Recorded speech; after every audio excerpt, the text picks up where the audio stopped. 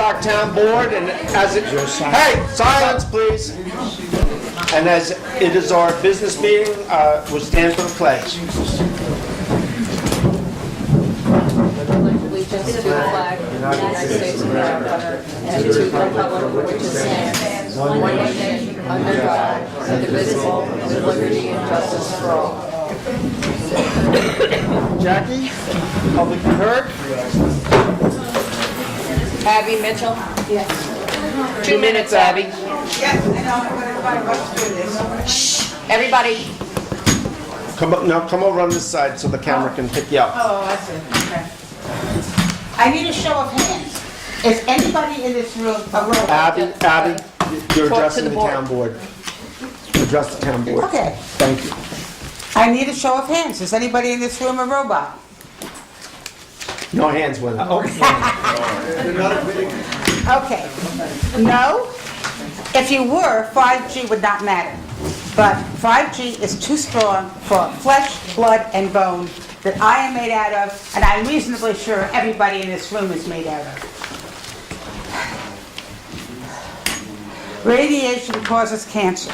We have known that for a very long time. The wireless industry said the only effect was from heat, but they were lying, and they're still lying, just as the cigarette industry lied when they said, smoking is good for you. Does anyone know anybody who has died from smoking? I'm sure, yes. Okay. Okay. The other reason that 5G must be stopped is that if we allow it to start, we give up our right to protect ourselves. That's right, no home rule, no choice. Does that sound like freedom? No, it doesn't. It sounds like slavery to me. And who profits? Only the wireless industry by billions and billions of dollars while they're hurting us. That's all I've got. Thank you, Abby. You're welcome. Jackie, next. Judy Flynn?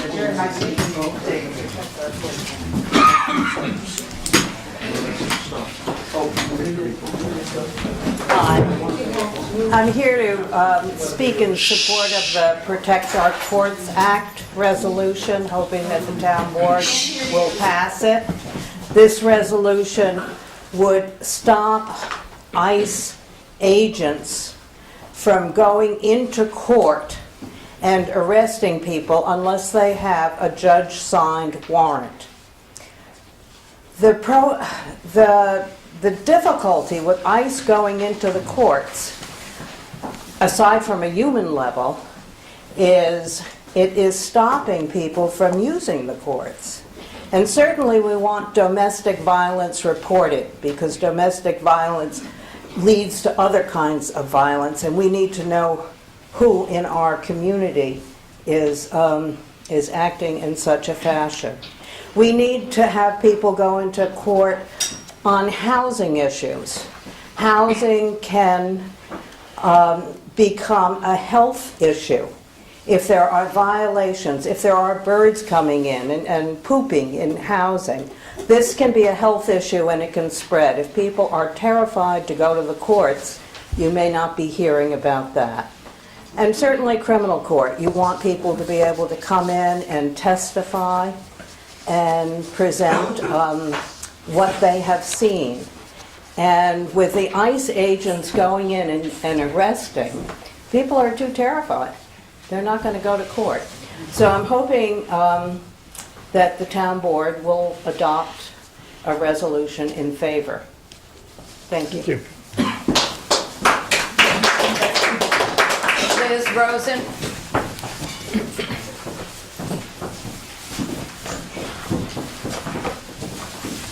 I'm also here to speak in favor of this Protect Our Courts Act, which has been endorsed by 5 or 6 district attorneys already. The judicial system is one of the real foundations of our democracy, and people are feeling threatened about using it. It threatens our democracy as well as our public safety. This act would say that unless an ICE agent has a judicial warrant, they can't enter the courts, they can't arrest people entering the court building or leaving the court building. And there's already documentation that parts of the community are not using their access to judicial redress because of their fear of being detained by ICE agents simply because they're showing up in a public building in a public setting. So I'm really hoping that our town of Woodstock is going to be supporting what, as I say, we already have Attorney General supporting. Thank you. Steve Bromine. Hey guys. Steve, how are you? Here to talk about 5G. Big surprise, right? First of all, 5G is unproven. There are no peer-reviewed studies, medical studies, that say it's safe. Not one. There are several peer-reviewed studies that say it's unsafe. Now, the town board and any county government is here to protect the people. And, you know, we shouldn't even be considering allowing this in our town without it being proven safe when there's studies that show it's unsafe. They're planning on putting them every 300 feet, 300 to 500 feet. That's like a cell tower every 300 to 500 feet throughout our whole town. We're going to be bathed in radiation. There won't be a room, a spot in your house that you won't be able to escape, and there won't be a spot outside your house you'll be able to escape the radiation. This is serious stuff. And this town needs to enact an ordinance like many towns around the country are doing. They are creating ordinances. Just heard today, a town in Florida has enacted an ordinance against 5G. We can do it. There is legal principles to stop it. Don't believe the SCC BS that because they said it's okay, that you can't stop them once they say it's okay. That's overreach. We can stop it, and we need to join in solidarity with the towns around the country that are doing this and protect our people. We're Woodstock. We're supposed to be a progressive town, and we should be protecting people. This is a health-conscious town. There's a lot of people here who care about their health, compared to other towns. And we should join in with this movement to ban 5G and protect the citizens of this town.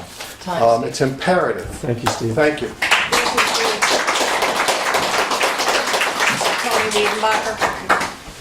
Hi. Tony? Back again for a kinder, gentler, safer world. And yes, I'm here to echo what Steve and Abby have said. I'm also echoing what about not having the ICE coming into our little local courts. We have to think also with the 5G though, and I want to get into that because that's what I promised I'd come for. It isn't just people that it bothers. It discombobulates the bees.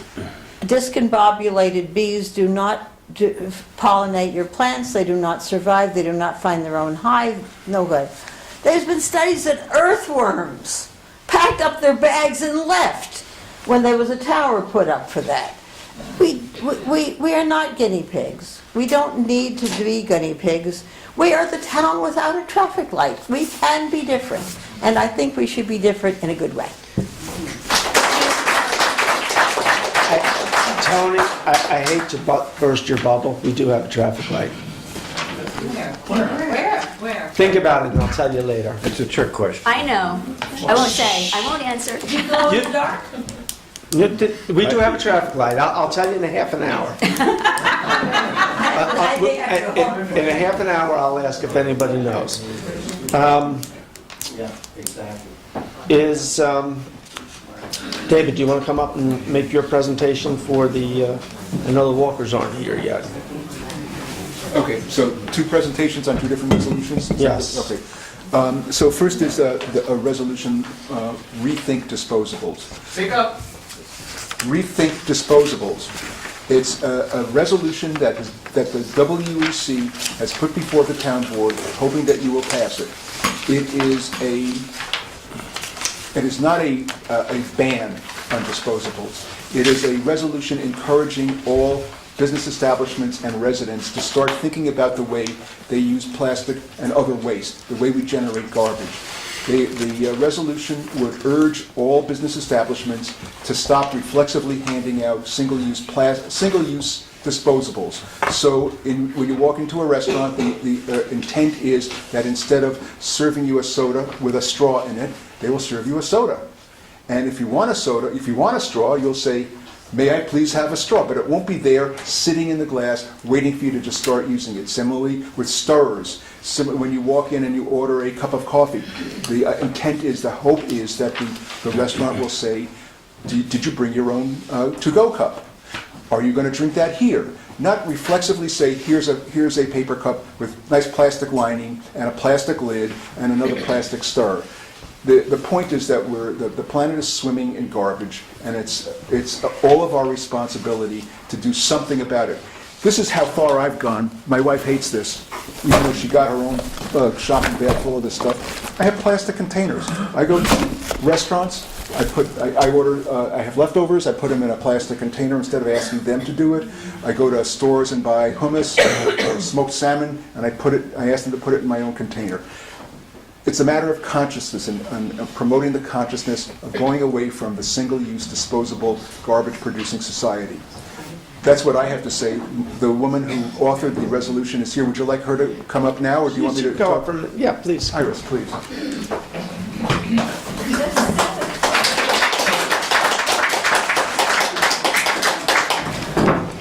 Well, thank you very much. My name's Iris Marie Bloom. I'm Director of Protecting Our Waters, which is a nonprofit that's been around for 10 years, and a member of the Marbletown Environmental Conservation Commission. But working with the town of Woodstock, because it's a visionary town, it is an earth-loving and a health-loving town, and has a real leadership role to play.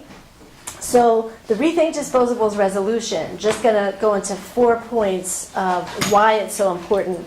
One is health, that endocrine disruptors come into our water and therefore into our bodies from plastics manufacture and plastics use.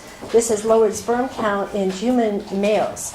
It feminizes fish. There's some evidence that it feminizes men. And it also, there's evidence that it is contributing to the obesity epidemic. There are it's becoming a public health crisis. So health is one. Our oceans is another. Many of you have seen the images of the whales that are dying because they're full of plastic. But that's been going on for a long time. An average of 100,000 marine mammals are killed every year from plastic. About 1 million seabirds are killed every year. So oceans, wildlife. Fracking is another reason, because we banned fracking in New York State because of the health impacts, water, climate, and other impacts.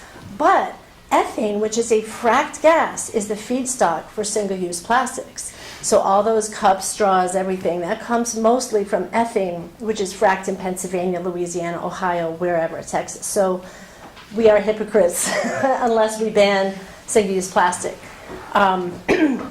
Economics. So just one example, a school which stopped using single-use plastic cutlery for their kids. Who knew that schools are even doing this, right? But they're teaching kids that you should throw away your cutlery every day. So they simply bought stainless steel cutlery. They calculated the dishwasher load. They calculated they included how many kids were throwing away the stainless steel cutlery because they're in the habit of a throwaway. And they still saved $23,000 in the first 2-3 years, as well as all the carbon that they saved. So there are economic reasons why going to reusables, shifting away from disposables is better. Why this resolution is so great is it would be historic. It would be the first resolution of its type in the Hudson Valley. It would address multiple items, not just one thing, like not just a straw or just a bag. So it addresses plastic clamshells to be phased out, single-use plastic cups, single-use plastic straws, stirrers, cutlery, and coffee cups, which people probably think are no big deal, but that's virgin pulp. it can't be recycled because of health code, and it is lined with polyethylene, which is toxic. So now in Woodstock, if we go to Bread Alone, which is super green, like they're great, right? They have solar and they do everything, but they will give you that coffee cup unless you think to say, no, I wanted a For Here mug. So now with this resolution, they would ask first. Sylvia's supports this. Obviously, the Woodstock Environmental Commission supports this. Garden Cafe supports it. The Sweet Dreams Organic Ice Cream Place, they really support this. They're already doing everything organic, compostable. And we just really want to thank you as a board, thank the people of the town, thank the Environmental Commission for doing this, and can answer any questions that you have. Just want to make sure that you have one version that has the clamshells in it. This says clamshells here. Clamshell takeout containers? Yes, I think it only says it in one place. This is just proofread so that it's in the list every time the list appears of items, because people know, probably you know, that plastic clamshells are no longer recyclable. Recycling is not a solution anyway, because we still have high carbon impact and pollution from manufacturing these things to begin with. Okay. So thank you very much. And I also brought my little show and tell, because it says Woodstock on it, which is not only these great little plastic containers you can use for anything, reusable containers, reusable bags, but Woodstock Farm Sanctuary is where I got my bamboo spoon, fork, and knife, got my own chopsticks in there. So I think I've used this 1,200 times in the last so, it's the way to go. Reusable. So I do have a question. Yes. Hold on. Okay, so my question is, I know that the county did pass a resolution, and I know the plastic bags are supposed to be going away July, August. July 15th, yeah. So the difference between this and the county, what does this cover that the county does not? This doesn't even mention plastic bags because of the fact that that's already done by the county. So the county has not taken action. And that's why Woodstock would be the leader, sending a signal to the county and the state and the country that we want to phase out single-use plastic cutlery, stirrers, straws, cups, and single-use chopsticks and even paper coffee cups as well. Nobody's done that. So this is the way to go. The European Union has banned all of that stuff. They've just straight out banned it. So we're actually catching up with places like Berkeley and whole countries that have, whole continents that have done this. Does that help? Thank you, yes. Yes. Maria Elena, did you have any questions? Richard? And what the state just passed, how does, On plastic bags. yeah, Yeah. same thing, right? Awesome. Yeah, okay. Super cool. So that's why this resolution didn't mention bags, because it's already, and we've all been working so hard on that. I know you have worked on that as well. You've worked on that, so probably a lot of people here have worked on that. Lauren, any questions? No, I like it. Okay. Reggie? Agreed, I'm in favor. Yeah, well, Okay. I did have that one recommendation, though. So if we're going to vote on it, I did have a recommendation. I was going to get to that, yeah. Sorry, okay. So go ahead with your recommendation. Okay, so my recommendation, I talked to David about this at the last WEC meeting, where it says to ask first, I was going to recommend that instead we just say, have it available if they ask. Ask first puts the burden on the server to ask, but the thought is just to say, have it available if the customer asks, as opposed to saying the server should ask first. So that was a recommendation I would make, is that to take out the ask first and just say, have it available if the customer asks. That's great, but we probably want to keep ask first language in there because of things like coffee or, let's say, a smoothie. If you ask for a smoothie and you don't say anything, the standard practice now is to give it to you in a plastic to-go cup without, so if the plastic, it has to go into something. Yeah. But the straw, for example, they don't need to. Yes. Some things. Some items that works for, Right. Absolutely. So that's what I would recommend, Yes. is the items like a straw and a stirrer, wait till the client asks, as opposed to Right, put the burden on the exactly. server. So that's But containers and cups, it probably has to be, that they ask. yes. Yeah. So what's the language going to be for the resolution? What's your proposal? Well, I'm looking, I guess now that you clarified that, right, beverage to-go cup, single-use cutlery. Well, that's a good, I guess maybe the first thing is they ask first would be, before placing straw or stir, they wouldn't have to ask first. That's the one where they would just wait till somebody else asked for it. But that may be difficult to put the change in. Can I make a recommendation on this point? Sure. If you just took item,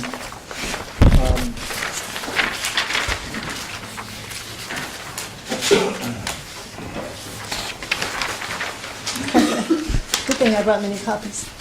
item 1B, keep item 1B, ask first before providing a beverage in a to-go cup.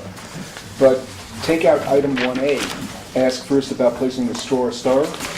Just take that Just out take it and out. say, have straws or stars Ask for- available on Upon request by the customer.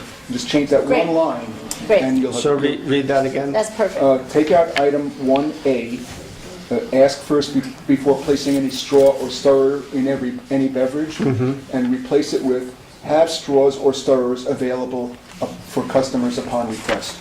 Or even just do not place No, any no, straw no, stir. No. Yeah. So then, David, so where would you put that? You would take it out of number 1, which is I ask for... got it. You got How it, about okay. do not provide straws or stirrers unless customer requests? Well, that's fine, but yeah, then just kind of take it out of that ask for section, just So have just that it. 1A, but 1B will stay. Sure, and 1C as well. Yes. Yes. Could, on the bigger items, because obviously they're not going to give your milkshake in your hand, one could put some signs up around in places, if the owner says it's all right, that we, to recommend to people to bring something with them, like she brings her Yes. dish, her forks, because you can't just give it to somebody to take out dinner and say, you're not giving you a fork, you have to use it with your hands. But if you recommend to Okay. people and have a little sign saying, if you could bring it, it's really cool these days to bring your own stuff. Yeah. Okay, Your thank own you, table. Tony. So I'm going to offer a resolution, and what I'm going to do, I'm not going to read the entire resolution. I'm going to ask that the town clerk put into the minutes all the whereases, and I will pick up with, therefore be it resolved, the town of Woodstock hereby resolves that all local businesses and institutions should, 1, ask first before inserting, placing, or otherwise providing single-use items. A, have straws or stirrers available upon request. B, ask first before providing a beverage in any to-go cup, especially plastic, but also paper, cold or hot cups with plastic lids. C, ask first before providing any single-use cutlery, chopsticks, clamshell, takeout containers, or other single-use items that will go to the landfill. 2, phase out single-use straws, stirrers, cutlery, chopsticks, and cups. A, offer reusable stainless steel, glass, bamboo, or ceramic items instead of single-use items. B, encourage through signs, educational materials, and incentives to bring your own culture. C, if to-go items are required, offer compostable items that are compostable in backyard facilities and do not require industrial compost processing. Further, Woodstock, the town of Woodstock, just let me make that correction, encourages families and individuals to eliminate as much as possible single-use plastics, except for bulk, emergency, or necessary medical use from everyday life. 1, avoid buying items packaged in plastic, from thin film to clamshells. 2, carry reusable cups, thermoses, cutlery, straws, and top sticks as needed. 3, stay allowed when dining, no plastic cup, no plastic straw, etc. Second. All in favor? Aye. Aye. There's one resolution down. Can I ask a question, though, about distribution of this? How does this get out? I mean, we can put it on the town, we can put this on the town website, but in terms of the businesses in town or anything like that, do we have... David's going I'm to go wondering through if the we have a door. volunteer who might be willing to go to the businesses and let them know. We need a bunch of volunteers. So I was to go going to get a every bunch of business in volunteers. town. Encourage businesses to have their name on it, that they sell cheaply. No, come on. This is not public be heard right now. This is the town board. So David, I'm going to ask you to go on to the Second Amendment. I will. If we could. Absolutely. The second First, resolution. About implementation, we'll just discuss before that we move on. No, not right now. Sending a letter to every business, that would be very. Is it possible you could With send a the letter, resolution. email a letter to every business in town, apprising Let's, them of it? let's talk about that tomorrow. Thank you. I'd need an email address. Wonderful. The chamber would be the easiest. Okay. First, before I start on the second resolution, I just want to point out that Jeremy could have read that entire resolution in one breath. And You he have a would long- and he would have. Yes, he would have. Dramatically, he would have done it It would have been more dramatically. like King Lear, but, yeah. It wouldn't have been anywhere near as choppy as I did it. There's no doubt It's about very it. smooth. So the second resolution is to support a bill that's been introduced in the House of Representatives to impose a fee on the use of carbon, which is, I don't need to go into, and it will not go into the harm that's done by carbon being emitted into the atmosphere. The way, this is a step, a part of a solution to the problem of the carbon being introduced into the atmosphere. There's a fee that would be imposed on carbon use. There is a fund that would be specifically created from the fees that were imposed on carbon use. So this would not go into general revenues to be spent on Uncle Bill's bridge over the river to nowhere, or fixing sewers in Woodstock or anywhere else. These would not be pork buy projects. These would be a specific designated fund, and where that fund would go would be to households in Rochelle. Is Yeah. it per person in the household, or is it Depending on the graduate? number of people in the household, it would be one full share per adult and a half a share per child under 19. So the idea that one of the things that people who oppose these kinds of carbon taxes say is this is going to hurt poor people more than anyone else. And here's a way of easing the burden on poor people. Yes, a carbon tax will raise prices. It's inevitable because the price that right now that I'm paying for not having a carbon tax is I breathe polluted air. I have a planet that's warming, and this may end up being a beachfront community. Not that, I don't know if that's going to be that bad, but there's going to be 10 million people living here if it's a beachfront community, and that is bad. So we need to get away from the idea that the cost of solving the problem is greater than the problem itself. The cost of the problem is not expressed in raising prices of gasoline or prices of electricity. It's raised by the cost of living in a polluted environment. So we urge the town board to support this. Now, this is not a perfect solution. I want to be very clear. This is not the ideal solution. It's a good step forward. It's a big step forward. And here's the wonderful thing about it. It's been introduced in the House by both Republicans and Democrats. It's sponsored by Republicans and Democrats. Here it is 2019, and you've got a bill, an environmental bill, that imposes a carbon tax that's sponsored by Republicans as well as Democrats. And that's I think, and the WEC thinks, that single fact merits your passing a resolution. Thank you very much. Maria Elena, do you have any questions? Laura? Yes, I do have questions about the detail of this. So the fee on carbon use, so say if you have LP gas to fuel your house, or oil to fuel your house, or gasoline goes in your car, or diesel might go in your truck if you're a trucker. Right. So those are kind of the basic ways I can think of where that's where the fees would get collected. And then the idea that it goes into a fund and goes to households per person. So how do you know the households? Do you know it by the tax roll? You know who paid the taxes? Or you know by the property bill? You know who's paying property tax? I'm going to have Michael O'Hara, who's from the Columbia County chapter of CCL, come and help me out with this. Apparently, it's actually very easy to administer this because Some of us are concerned about 5G. I don't care. We can be harmed by 5G. Straws are not going to... Sir. Sorry, I don't give a fuck. That's it. Okay, I'm This gonna... is the filibuster. Ow. Come on. No, I'm out of here. Grow up. So, Sorry. to address the ins and the outs here, the fee is imposed where the substances first come into the economy. At an oil or gas well or a coal mine. So it's not individual users of various things. But how's the dividend? The dividend is whoever has a Social Security number, which is essentially everybody. People will get a check in the mail, or I guess direct deposit for a lot of people, every month. And actually, the first month's dividend would go to households. The month before the fee is imposed. so that people are ready for the higher prices at the gas pump. Okay, okay, this is all kind of new. So you're saying that the fee will get collected where at the oil or the gas well or the coal mine, the fee's collected there. So then the fee's collected there, then they raise the prices. We see higher prices at the gas pump,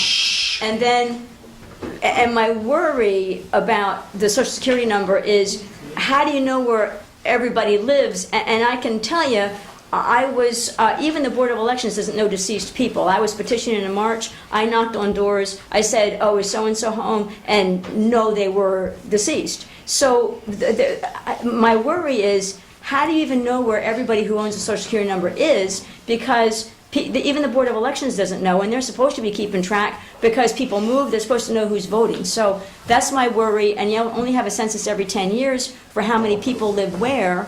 So it's a worry of how you're going to get the right amount of money to the right people.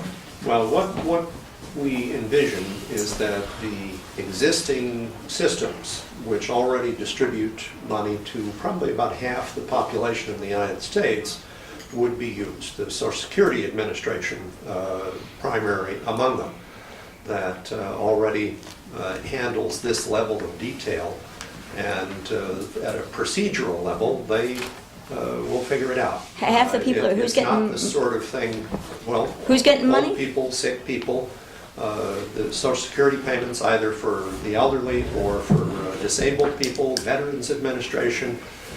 We already have means of distributing money to individuals. So I think the level of detail is something that the administration is already dealing with and has been dealing with it since the 1930s. Well, only half, but then you have the other half of people who aren't already getting Social Security checks. Right. And how are you going to make sure that every one of them is known and their address is known and their banking? Well, there's a whole lot of ways in which we become known to the system.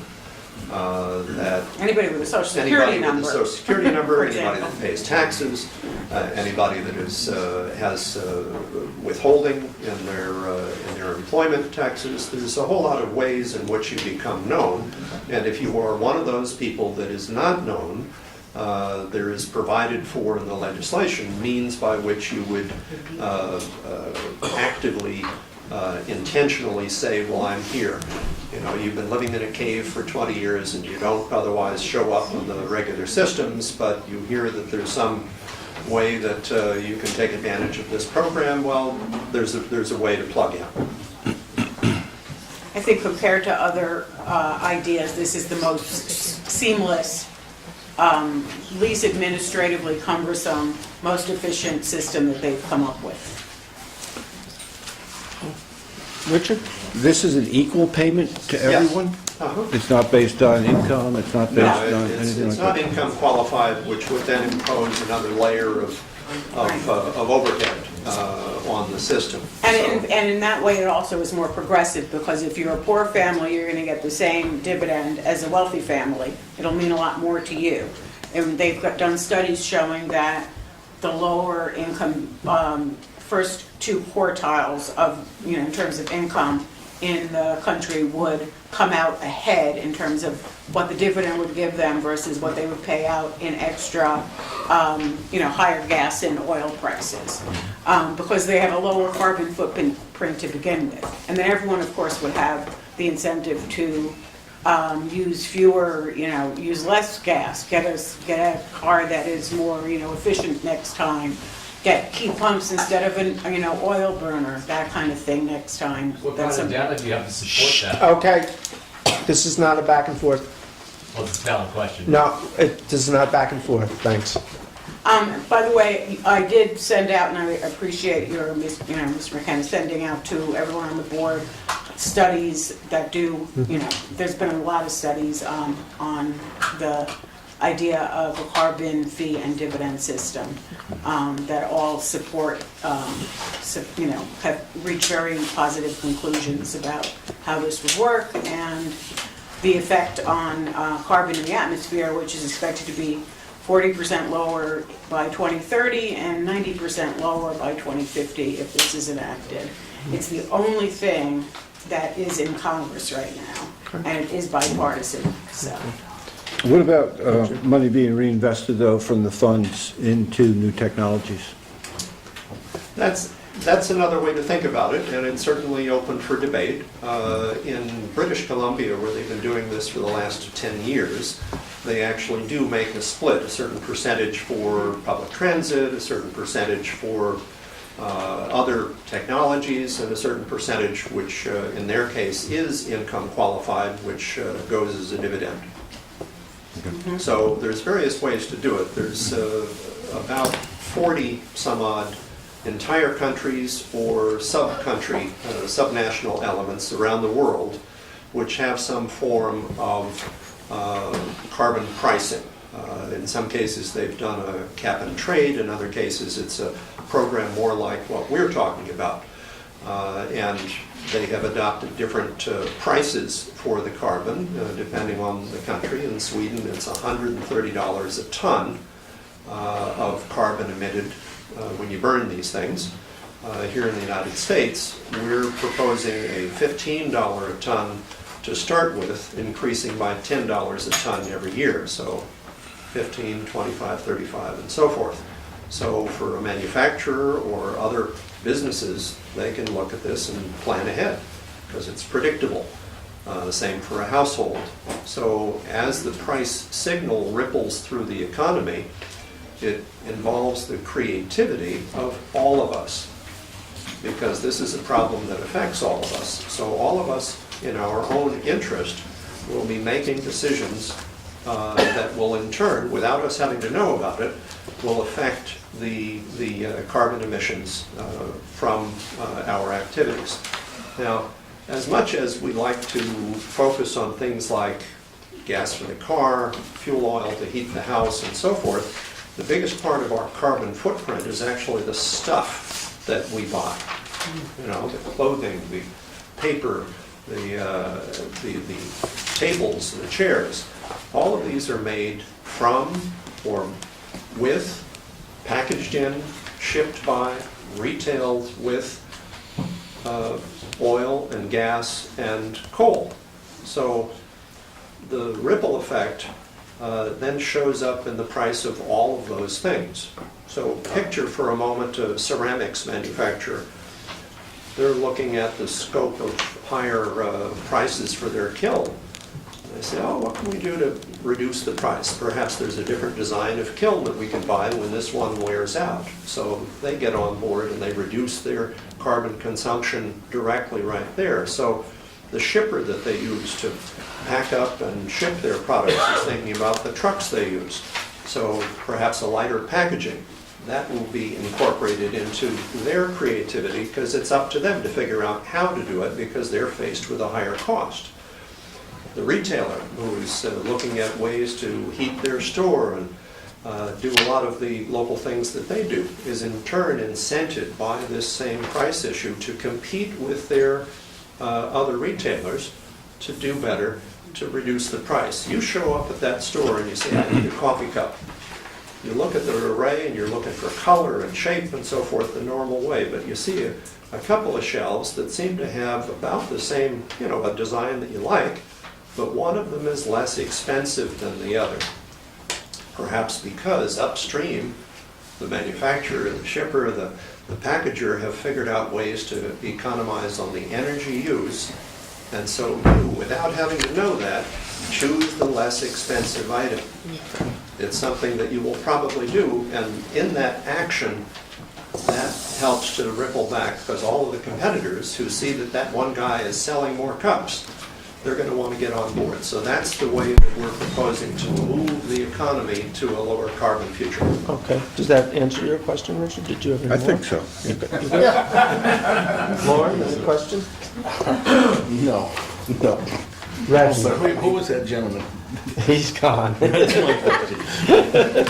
So, just curious, so this will be, and I may be the only one who doesn't, I'm just a little confused. Are people paying a monthly fee, or is it just the prices of gas? You're saying prices are No, you collect $1 billion, let's imagine, from the coal and oil and natural gas sources. There's maybe 1,200 of those. So one person with a spreadsheet can keep track of them. And they all already file reports because they get depletion allowances and various other things. So we know exactly how much of those substances come out of the ground every month. So that money, based on the amount of carbon in those things, so coal is the most carbon dense, so they'll have the highest cost, and natural gas a little less, and so forth. So that goes into the fund, and then you have, you know, a certain amount of million people in the country, a certain amount of adults, a certain amount of kids. Divide that $1 billion you just took in, and that's the dividend. So low-income families that are receiving, I just heard you say earlier something about low-income citizens. What does it say in the resolution? That they'll receive, so everyone will receive payments back every month? Yes, that's our proposal, because especially low-income people have expenses that are monthly. Some of the proposals that have come out in past years have said, well, you ought to give a tax break, but that's only going to affect you once a year. So that's the idea. Real quick, if I could just piggyback on Reggie.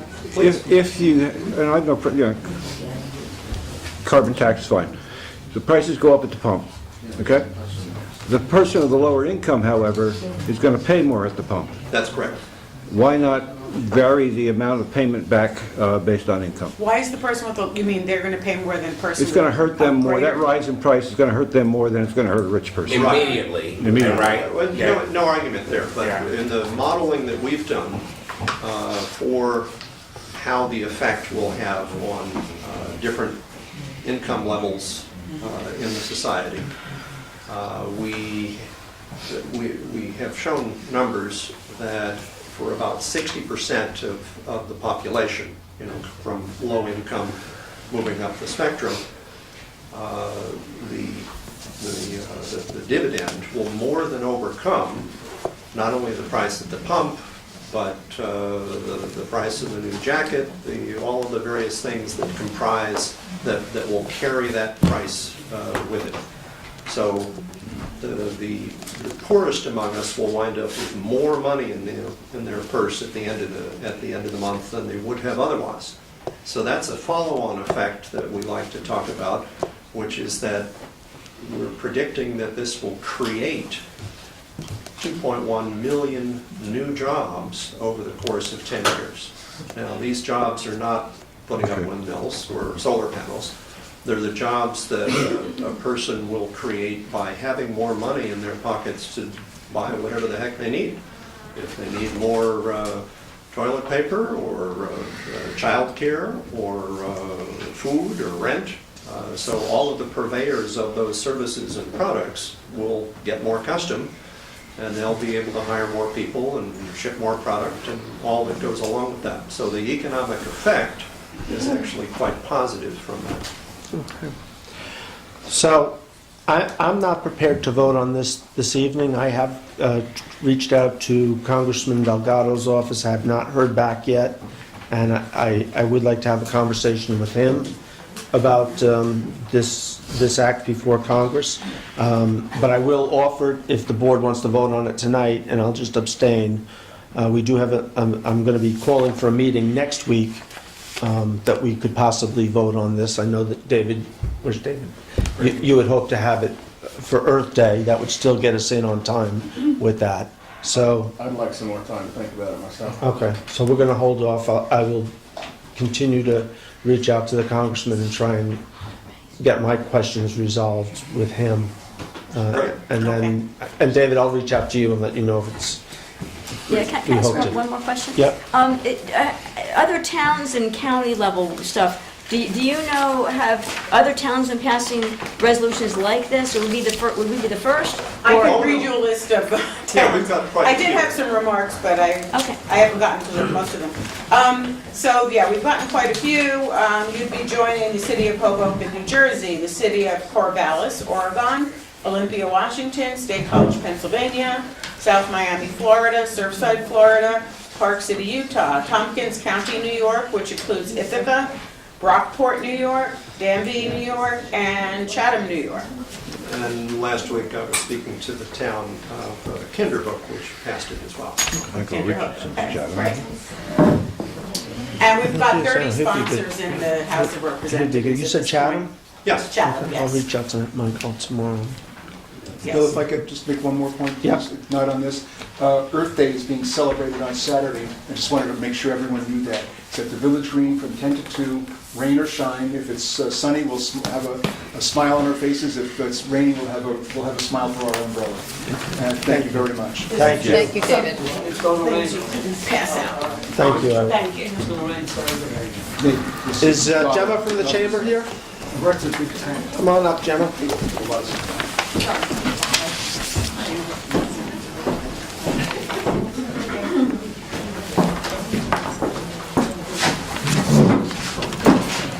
So what are you here to talk about? I haven't done this before, so forgive me if I bugger it up.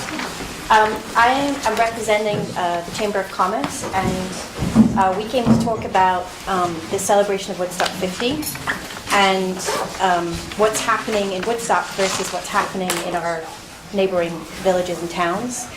I'm sure a lot of people are aware there was a proposal by the Chamber prior to the turn of this year to try and work with a company called Echo 66, who were going to put together a very significant digital marketing campaign to try and promote Woodstock as the foundation of everything that's happening for Woodstock 50. And although they raised a very significant amount of money, it wasn't enough based on the timeline that they had and the resources they needed to be able to make that happen. So basically, the steering committee has been trying to come up with a plan since then to engage the town that includes a celebration of everybody and anything here, from the Colony of the Arts all the way through to music, restaurants, merchants, so on and so forth. And at this point, because we've not got a lot of time left, the proposal was to go after some very simple things. And one of the things that I think everybody felt made the entire town, for everyone that's here, a little bit more magical, was to have banners on the Central Hudson posts that celebrate different elements of Woodstock's history. So the arts, music, merchants and food. Hope you got the quarrymen and the loggers in there too. Everybody. So we did some preliminary work on that, and Bill, you and I had spoken, and clearly right now that is not something that's permitted, I believe, in whichever legislation exists. We talked to Central Hudson. They are very willing to hang them. I talked to you, and you very kindly offered to help support that with town resources to get them up there. It's going to cost the town a small amount of money to do it, which we're raising through the steering committee and local vendors and merchants, and frankly, anyone who wants to participate. We're thinking about 20 banners through the course of town that includes everybody down from sort of where Kachina is all the way up through town, past the Station Bar and Curio, so it feels inclusive. And it wouldn't be every single Central Hudson, because that would be too expensive. I think there's 35, but we might pick 20, and they would celebrate different. So we basically just asking for a temporary grant to be able to move forward with that. So what are these banners going to look like? How big are they? They are fairly long. I think they're about 6 feet long off the top of my head, but they're narrow. Okay. They hang down? Yes. So they would have a logo at the top and different verbiage on them that focuses on different elements of the town's history. The designs have not been finalized yet. They're in progress. Are there commercial businesses on these? Well, we have an enormous amount of commercial business support, but we're actually... No, but actually on the banner, are they advertising? No, it's specific to just the town. It's not individual people paying for sponsorship of their own businesses. It's about celebrating the town. Okay. So they're completely generic in terms of it's simply being about the history of Woodstock.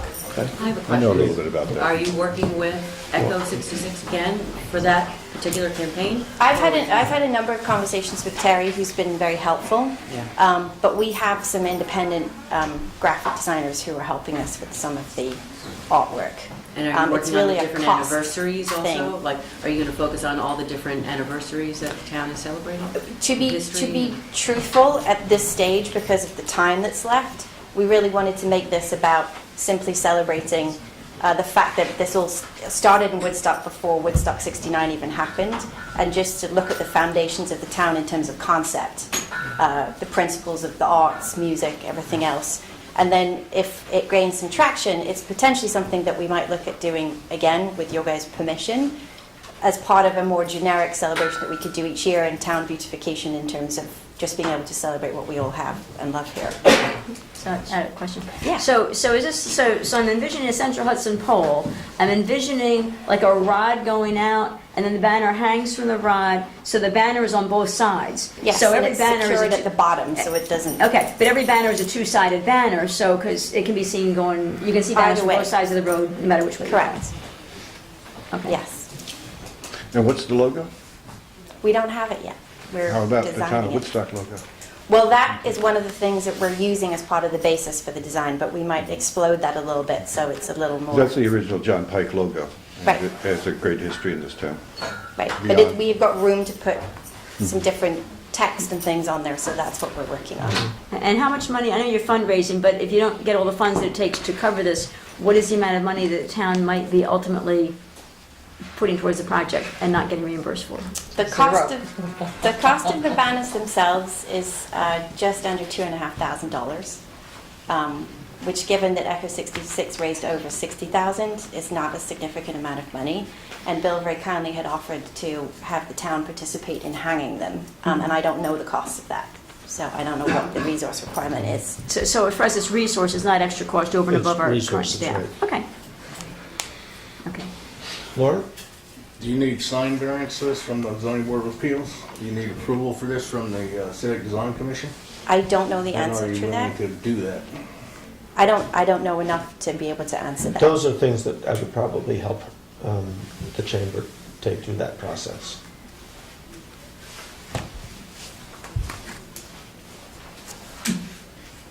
Unless you wanted to. Oh, no, not me. To me, this is a bunch of people that weren't here in '69 trying to make money off something, a festival that wasn't here in '69. So, Well, I think if I could respond to that. sure. I think that the town simply, and the merchants and everybody who's working hard to bring people here, simply wants to be able to compete with Saugerties and Kingston, who have, you know, beautiful lampposts and better lighting and planting and things that we're not quite there yet with. And we thought this was a great way to draw attention to the fact that Woodstock, the festival, existed in Woodstock before Woodstock 69 happened. And it was just a nice way to show that the community's coming together and all the merchants and businesses are coming together to celebrate a great place. So you're not just focusing on the festival, it's really deep in that roots. It's much of Woodstock. deeper. It's about celebrating the fact that the community of the arts and music The root, and yeah. that started here well before '69. We even have some of the old little books from '64 and '62, I think, that were with all the artwork. They go back in into there. the 50s. Those I don't have, but we have some Well, of the the Historical earlier ones. Society, as I explained to the steering committee, is a great source, and I'd be glad to help you as town historian. My only concern is that it doesn't get, that the town's history does not get commercialized. That is not the intention. Because I had seen at one point mugs with Ralph Whitehead's picture on it, and Mugs with whose head on? Ralph Whitehead. Randolph Whitehead, wasn't it? Yeah, it was Randolph Whitehead. yeah. That was actually part of the proposal for And Echo that's kind of when I 66, said, you know, this is... and it's not kind of- in our proposal. But I'd be glad to, you know. Well, so what will be on there then? I mean, a picture of the Woodstock It's- Playhouse, but then that's commercializing it. A picture of No, Maverick, I but that's think commercializing. it's simply as simple as saying there'll be some kind of logo based potentially off the existing town So there'll be logo. the same logo on every banner. Yeah, and then it'll say something like Woodstock celebrates the arts, Woodstock celebrates music, it's Woodstock celebrates community. It's very generic, and it's not based on trying to promote any particular industry or anything else. It's about reflecting people's love for the town and why we think people should come here. Mary Lynn, any more questions? Laura? No more questions. Okay. I don't know where they go next, but... Well, the next thing I'm going to ask is, so are we generally in favor of the concept, or should we kill it right now? I'm happy with it. I say yes. I say yes, yeah. No, I'm fine, it would be nice to see what they're looking like, but, you know. Of course. Well, again, I only asked... Trust goes along, yeah. I only asked, were we willing to go along with the concept? I agree that before we put any banners up, we should know what they... Well, you send designs, you'll send it before you make them, of course. Before you make them, you send designs. Okay, I misunderstood. I thought you were asking to... No. I'm just asking, is the concept, as explained to you tonight, one that you would be willing to move forward with? I Consider. heard a yes, it was Yeah. very quiet, but I heard it. Yes. No, I just don't know what we're... Speak into the microphone. Did you hear it too? I'm not quite sure what we're approving, but I approve. There's better ways the money and the resources could be. Well, it's not going to be our money. No, I know that, but anybody's money. I mean, the first thing that ought to happen is maybe they should adopt the highway and pick up some of the trash. We could do that too. But, so, no, I'm not into it myself. but Okay, that's- fair enough. I'm in favor. Okay, so the majority of the board is comfortable. Historian Hefner, would you be willing to work with them? I've told the steering committee, I've met with the steering committee a number of times. So, Gemma? My number's in the book. Okay. Well, I recently joined, and I'm not... Yeah, I don't remember, changed, yeah. so, And I would just, if I could just add for the benefit of everybody in the room and for you guys, the plan was actually to have a meeting for everybody who wants to come on the 1st of May at the Colony, because Neil has very kindly put his space up in the evening. And that would be a run-through for everyone who wants to weigh in on it, on some of the logo designs, not that you guys couldn't have them first, and also just some of the other things that we're thinking about to see how people want to move forward. What time is that, Jim? We haven't decided that yet, But but May we'll get 1st. something, yeah. We'll That's get at something Colony, out. you said? At the Colony, it'd If be you- in the evening. If you can email me, actually, if you email me tomorrow, I'll add all of them to the email, and then we can Okay. continue Perfect. the So dialogue. when are you hoping to have these up? That is really dependent on how quickly we move through the design process, and generally design by committee is a little challenging here. So the idea was that, Maybe you should make it 100 year. the idea was that we just come up with 3 possible, and it goes to a vote, not, you know, and that can be done very quickly in the next couple of weeks, and then we have a pretty good way of producing them quickly, actually. So we would like to think that clearly by the time we get to June, because that's when we start to get a lot more visitors, we would have that up with the rest of the plan. Before your meeting, will the nonprofits be contacted too? Yeah, I'm working with Nina, actually, Doyle. Okay. Because she's on the steering committee, so she's very Excellent. knowledgeable in that regard. And they will be up through the end of the year, or I think shorter? the original proposal for the Woodstock 50 celebration was to carry it up through the film festival, because that's really a really great way to end. So I think that would be the juncture, and that's a great way Sometime in to October, celebrate. Yeah. Okay. Thank you. Thank you. Talk tomorrow. Yeah, thank you very much. Jesse? Find his father. He's out having a I was nap. gonna say he's eating something that he's not supposed to. Where's Jesse? Huh? What are we doing? The walkers are coming up. Walkers. Yeah, no, but where are they? I think he just went outside to get the Oh, the marble. What? You want to do a couple of resolutions while we're waiting? Be it resolved to accept minutes for the meetings held on March 12th, on March 19th, and April 9th. Second. All in favor? Aye. Be it resolved to accept the town clerk's report. Second? All in favor? Aye. Be resolved to authorize payment of audited vouchers in the amount of $152,762.39. second. All in favor? Aye. Be it resolved to authorize transfer sheet. Second. All in favor? Aye. Aye. Be it resolved to hire Michael Atzett as an MEO/mechanic at an hourly rate of $22.69, effective April 29, 2019. Second? All in favor? Aye. Aye. Let me do these 2 more resolutions. Well, I didn't hear anybody else answer. Everybody say aye on that one? Aye. Laura didn't hear you. Aye. Be it resolved to hire Jeffrey Warad as MEO at an hourly rate of $20.91 per hour, effective April 29, 2019. Second? All in favor? Aye. Be it resolved to hire Ivan Romero Rojas as grade 2 labor at an hourly rate of $17.77, effective April 29, 2019. Second. All in favor? Aye. Aye, okay. Jess, you're on. What do you got for us? Oh, look at the trees. Oh, look at that. How Come on nice. up here, Lester. It's 2 trees, I love it. So the Walkers have been busy working away on some plans for the renovation here. What'd you guys come up with? So as you know, we were tasked to do an addition on the 2 buildings, the supervisor's cabin and this building that we're in now, bringing the 3 departments on the 2nd floor down to the ground for accessibility and function.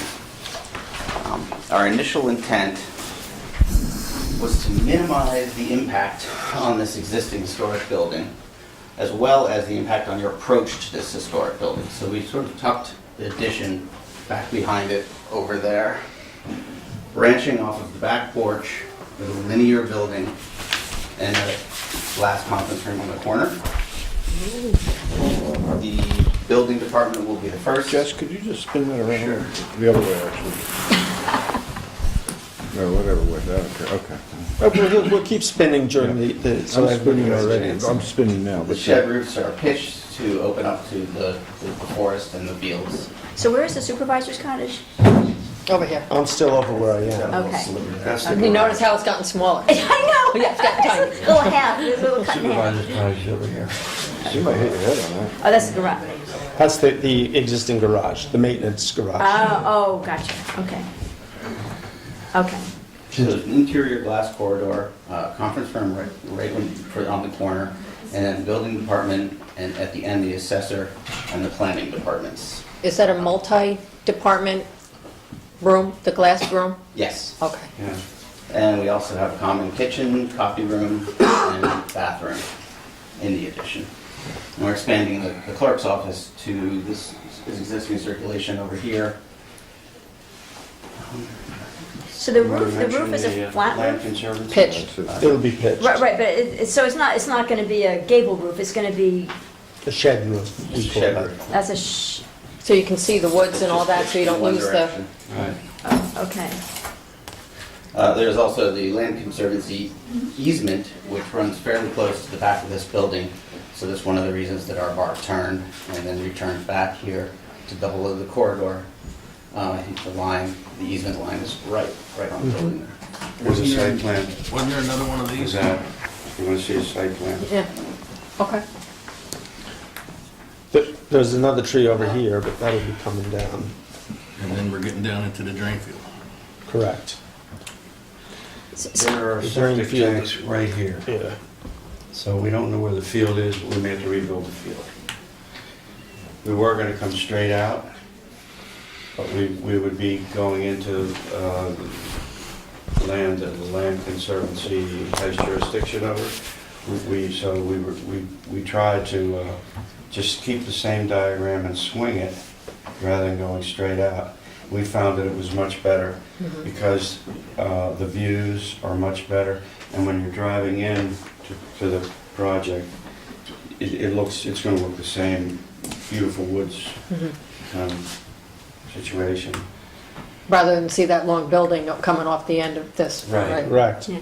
So the porch then, No, hold on, let the board first. Yeah, let us finish. so the porch which is an open porch today, will the entire porch be enclosed and then that glass will be off of it, or will some of the porch still be a porch and some of it will be Porch enclosed? will remain a porch, we'll have a glass We'll bridge, just have a bridge or a neck. But I mean, would the entire porch be No. enclosed with glass? No. Or just the part to get you, Just the corridor. just the corridor to get you to the side? by the- There's gonna be a Door right glass over here, you're bridge. looking at Right. it.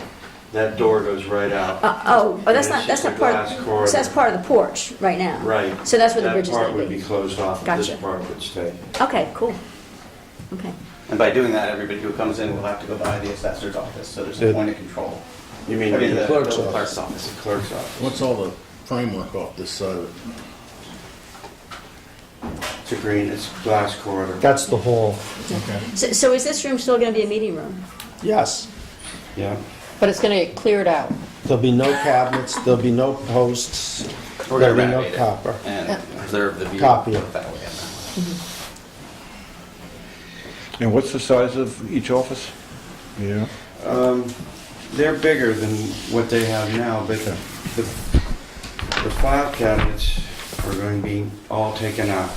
So the offices are going to be much more efficient, and they'll have more space because the file cabinets are not there. And where are they going? The file cabinets? They're going into file cabinet rooms.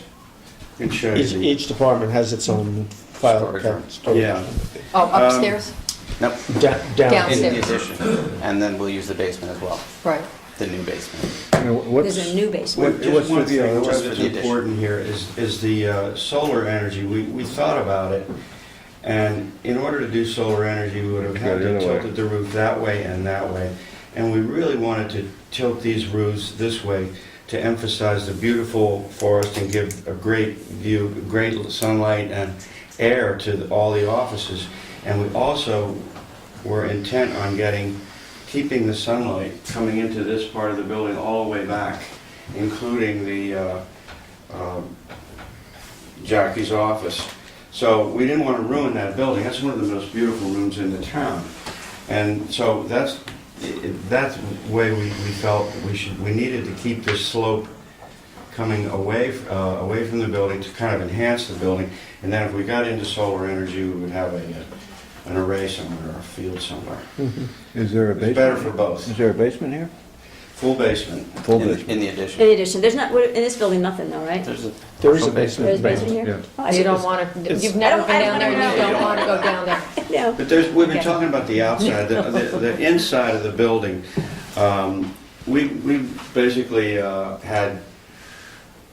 had this, when we got the project, okay, we got the project, what are we going to do? So we need a client. You guys are our client, but you're not going to be here forever. So we got good information from Bill and Lauren, the building committee, but we needed a lot more detailed information. So we went to our other client, which were the people who actually run the departments, and we interviewed them after we made a complete set inventory of all the file cabinets and all the desks in all the spaces. That's the existing right You there. can see that if you want. This is existing, including the supervisor's cottage. So we also have a third client, and that's us, because we use this building every day. We go to all of these departments every day, and we've also been to the same departments in other jurisdictions like Saugerties and West Hurley, Ulster. And even I remember going to one in Vermont where it was like a town meeting getting a variance. But so we see ourselves as possible clients because we know what it's like to actually barge into the building department and wreck their space immediately. And Jackie has a wall there that we can't get into. So when we interviewed, we said, what would you prefer? That one or the one that you have? And so we got really good answers from everybody. Right. So I'm going to give you, I'm just going to do this really fast because there are 12 things that we learned from the people who run the offices that relate to the shape and the inside of the building, the way it runs. First of all, they like the supervisor separated with the bookkeeper away. Both people like that. No offense. Can I just add, I surveyed my office and they said the same thing. Yeah. We all want to stay Right. over there. Get them out of here. So it was unanimous. Everybody's amazed at the amount of file cabinets that goes on. This is building department here. They have to come down. There are 63 file cabinets here, and they are between 100 and 400 pounds. You can imagine how much weight is on this building. Thank God for this column. So we wouldn't be here right now. They all like natural light and fresh air. They all agreed on the public flow through the building to start with the clerk, come in, start right here, and then go from there. We have one design that went straight back, but this one's the best one. The town clerk would direct them to the building department, the planning board, the assessor, in that order. They thought the building department should be first because they get the most people. Department heads wanted an office where they could have privacy, private meetings. So they could close the door, have a private meeting, open the door, and be part of their department. So we've provided that for everyone. We've also provided room for 72 file cabinets instead of 63, so there's expansion. And then there's a full basement for all kinds of stuff. But they decided that the public needs to be stopped from entering their office space to some extent. They didn't want to shut them down like it is here. But you have a little gate there. That's still open for discussion. We have a solution that we like, and we have to discuss it with them yet. They wanted a private lunch / conference room, which we've made a really nice, that's the centerpiece of the design, and it's looking out at Shakespeare and... Has a kitchenette in it. Yeah, it's got a little tiny kitchenette in it. So anybody can use it. They all need a copy room. This doesn't count. They need a place where they can collate and so on, and Jackie needs her own, so we provided a lot more space for her this way, once we rip out the stairs of the basement and so forth. And then there we have a copy room out at the end for the 3 departments that are out there. 2 new bathrooms. They're probably both going to be unisex, and then we have an existing handicapped bathroom here already. Coat closets they want, desks. They showed us their desks, and I think their desks are from the 50s. They couldn't even open their drawers. You know, they would open the drawer and half the stuff would fall out, and it's really inefficient. So we did Miller Howard office. We think we did about 70 offices up there. Maybe not that many, maybe 50. But so Jess is really familiar with desks and so on. Systems furniture. Yeah, systems furniture. So we're going to do a report on that and get it to the building committee and see what we can do. But we're hoping we have money left over in the budget to provide really good quality, efficient desks. We'll reuse these file cabinets. Everybody needs countertops, more countertop space, so that they have their books and their drawings and their stuff that they can get out and just spread out. So that's from the inside. The outside, Jess explained. You didn't go into the land conservancy. Do you want to do that? I mentioned the line. The line is right. We're just 1 inch off the line, so that this can be considered within the 1 acre. The envelope. The envelope. Okay. Maria Lane, any questions? I like everything, although I'm still hung up on the visual impact of the flat roof when every other roof has a gabled roof. So, I mean, functionally, it seems like it's doing everything, and I love everything that you put into it in the inside. I'm just kind of tripping over that flat roof. There are 2 reasons for that. This is a 2-story building, and it's beautiful. It's got dormers and chimneys, and it's very Dutch architecture. This is going to be a 1-story building. If we start putting dormers and so on a 1-story building, it's going to look fake, and it's going to feel fake, and it's going to look like Walt Disney. We wanted to make a really simple... And it's a lot of wasted money. And a lot of extra money. Well, I don't want to waste money, but... There's one other reason. Yeah. We both see this as like a frame around a beautiful building. That's why this is glass. So when you're walking here, you're looking up at this building. So it's got to be simple. I mean, if it's complicated, it's going to ruin this building. So the hallway is towards the current building side. Right. So the offices are going to be These are all looking that way. There's the offices, right? The offices are looking out towards the water and all that, and the hallways looking. We don't want this roof line to compete. Right. This is it. Yellow is public, blue is bathrooms, red is file cabinet rooms. And then we have building department with Ellen's office. We have assessor with Mark's office. And Jolene's office is... Nadine. Nadine. I was calling her. Okay. Her office is here, and this is just the planning board office. They have their files, they have their files, they have their files. Jackie has a whole new file room over here, and the postal and the safe and all the stuff that she needs. And then at the end by the conference rooms, the stairs down to the basement. for Stairs down to the storage. basement. Okay, and the kitchen goes away in here because you put it over there. Yes. Yes. We have two over We have there. two little ones. They're really inexpensive. This one for the lunchroom and one out here for outdoor picnic table. There's a nice little spot right here.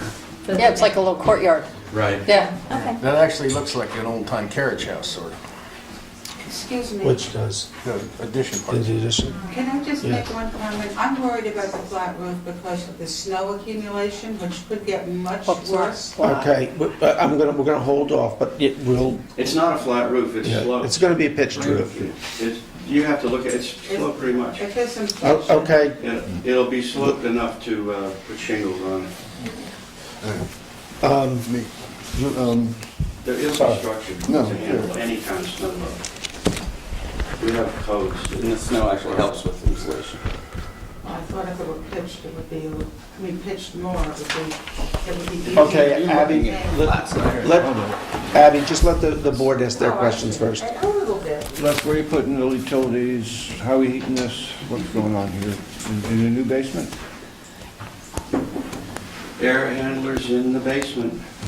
It's easy. There'll be Air the- handlers. the- So the what kind of heating? will- the same High heat, efficiency gas at this point. well, or We haven't- we are gonna talk about the same system that we have over the community center, the heat pumps. The heat pump. I was hoping for geothermal. Now the story's looking. I was hoping for geothermal myself. Listen, we can drill a few wells if you want. Yeah, as soon as I'm What dead. are we doing? You mentioned you're wiping out the stairway. What are we doing with upstairs?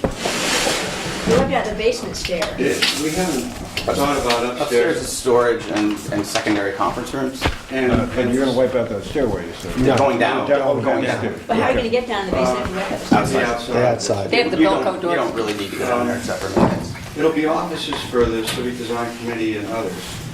The Land Conservancy might want an office here, I don't know. Well, maybe a People town who councilman would like offices Well, too. Right. yes. Precisely. Absolutely not. Actually, what I'd like to do for the assessors is take the wall down between Mark's and the assessors, and that becomes one very nice big We should have a big conference room. conference room, Right. additional meeting space. What's the window situation on the, facing that side? What are we looking at? Facing what you're looking at right now. How are we getting the light in there? There'll be windows. I hope But how, like how big we will the looking windows at? be? Well, there'll be big windows. Well, will it be You all open the windows? door. Not all glass. We haven't gotten to that. We haven't gotten We to haven't really gotten to haven't. that. But you We're can at the see, concept we have stage. along here in this plan, there's glass, there are a lot of glass where the general office is, and the private office has a lot of glass too. No glass where, obviously, where the bathrooms. And there's no cupola. No, there's nothing like that. I'll forget it then. Well, if I could just say, because one thing that people, because I work in an office where people use computers, or I work from home now, but I spent years in an office where people use computers. And when people did have the sun coming in, so there's got to be some way of shading. Window because treatment, because- yes. Window treatment, because if the sun's coming in, all of a sudden you can't see your screen. The glare, And people yeah. say they get too hot because it's summertime and the sun. So I think it's great to have the windows in the natural light, but there has to be a way to We'll have window reduce it treatment, as translucent needed. window treatment. This actually won't be bad because the sun comes up in the morning. By the time most of the offices are open, the sun is, South side there. it's, Well, yeah. It's hitting. But we have to take care of that. You got shades here.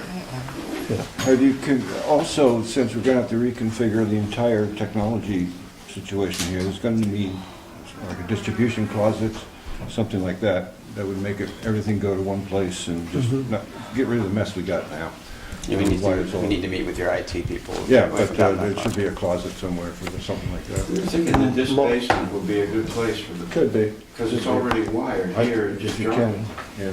And we could raise it up off the floor, keep it Well, dry. the dampness down there, I don't know what they're gonna Oh, put, we have it to depends see. what they're gonna put down there. I don't know. And the new basement is also a possibility. It'll be better waterproofed. Lauren? Well, I got a lot of questions, but I'll go to their office where I can use my entire construction vocabulary. I'm sure you will. Reggie? And my construction vocabulary is extremely limited, so I'm not going to pretend to ask, to use certain words that I have no idea. Not at this point. Jackie, you want to have any comments? No, just I have a leg cramp, so just Oh, bear with me. sorry, okay. Okay. Do you want to go over real quick what your thoughts are for the supervisor? The supervisor, we're just making it handicap accessible. So the outside of the building is really not going to change? No, it is. The back section is going to be raised up. Mm-hmm. The roof slope won't be as steep. Right. But the back section... So the bookkeeper's office. Bookkeeper's office is going to be raised up 2 feet. Right. To be flat, so you don't go To down be any flat, steps. when you walk in, it'll all be handicap accessible, all new windows. Gonna move that bathroom? No, keep it. You're right. We have pretty much the same floor plan, except we've made we're using the garage, and it's going to help out for a file cabinet room. Everybody can get to it. We have an office included, which would be... That's actually going to be for our maintenance man, we decided. Good. Yeah. Good. We kept this a bit of the second floor, half of the second floor, because it's just a really nice little space. And we opened up the ceiling, because it's like 7 feet now. Mhm. So when you first walk in, it'll be a little sort of a cathedral thing in there. It's pretty easy. It's like a neat little house. And we took a closet away from the supervisor's office to make that space bigger, so that they... Actually, also, I did forget to mention, but that little closet in the corner there, we can lose that and square off the supervisor's. Pam will have plenty of closet space over here.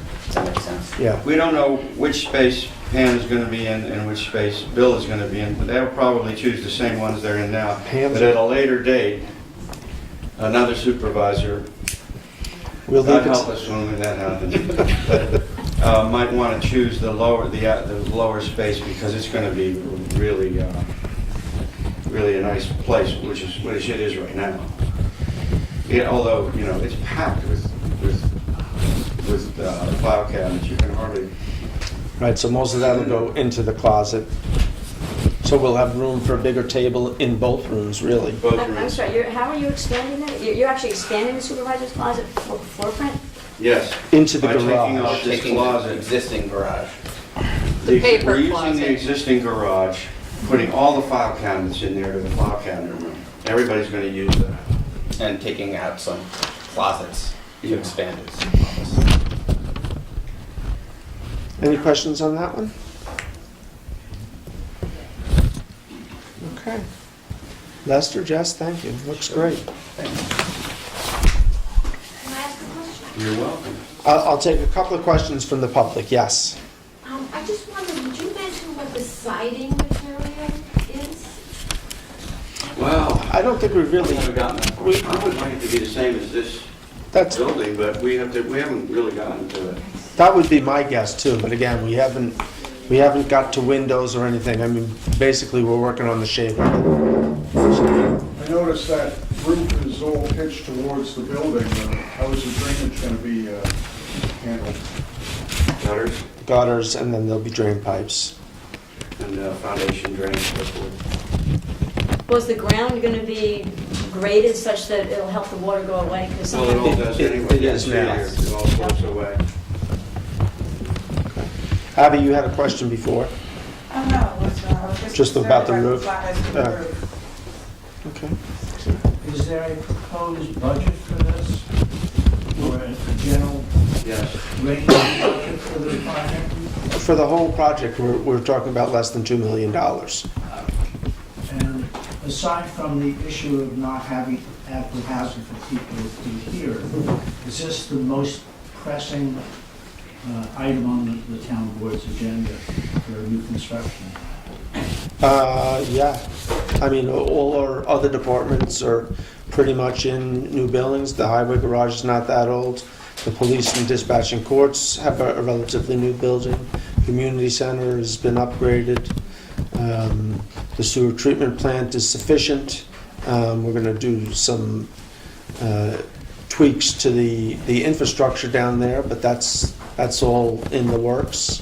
What's the square foot cost of it approximately? Based upon... We don't have one yet. I'm just saying, Yeah. how many We square don't- feet, how many square feet are being proposed? to be added? 2250 proposed, and we think we're going to be under budget. We're trying really hard to be under budget. The sloped roof, straight sloped shed roof, makes it possible for us to do a really efficient, inexpensive building. We can use long span joists. We've done buildings like this. It's kind of getting popular now. Can something like this be done for under $1 million? No. No. This whole building is renovated, all new windows, Yes, no. new roof. Okay. The file cabinets, this building is in great need of repair. You can see by this column, and even this column isn't enough. The beam goes down this way. It's a huge span. I would also... And the file cabinets are over 100 pounds per square foot. The building is designed for 25 or 30. I would also add that, okay, hold on. I would also add that the biggest driver here is the ADA and the compliance, Right. or lack of. Lack of. And this is really going to help tremendously with that. So, Will we get a new budget proposal? The one thing you sent out had a breakdown of different categories. Yeah, you gave estimates. You gave us estimates before. Right. It's the same. It's the same, that's what I'm asking. And, okay. How is this funded? How are you doing this? we have some money set aside right now, and we'll bond for the rest of it. We learned a lot from the community center. It went so smoothly that we're using the same model here. Town board, building committee, client, interview, anybody who wants to come into our office, we're happy to be lobbied by anybody, and we were. I think the PAW gave us 4 pages of stuff that they wanted. We really tried hard to give them everything. And the clerk of the works we're trying to get the same clerk of the works, right? Yep. And we would just keep in contact with all these people up above who use the building to make sure that we're doing the right thing. Yeah, and you guys were great for the community center, because I know I was involved, Bill was involved, I was involved, well, Bill was really involved, I was deputy supervisor, kind of listening in. Right. But I was very impressed with how you guys handled that. You had the weekly meetings, you had the clerk of the works, you knew what was going on every week, you knew who was doing what had to get done, so. It makes the building tremendous fun because the community is really involved. Anybody that wants to come in our office, you're welcome.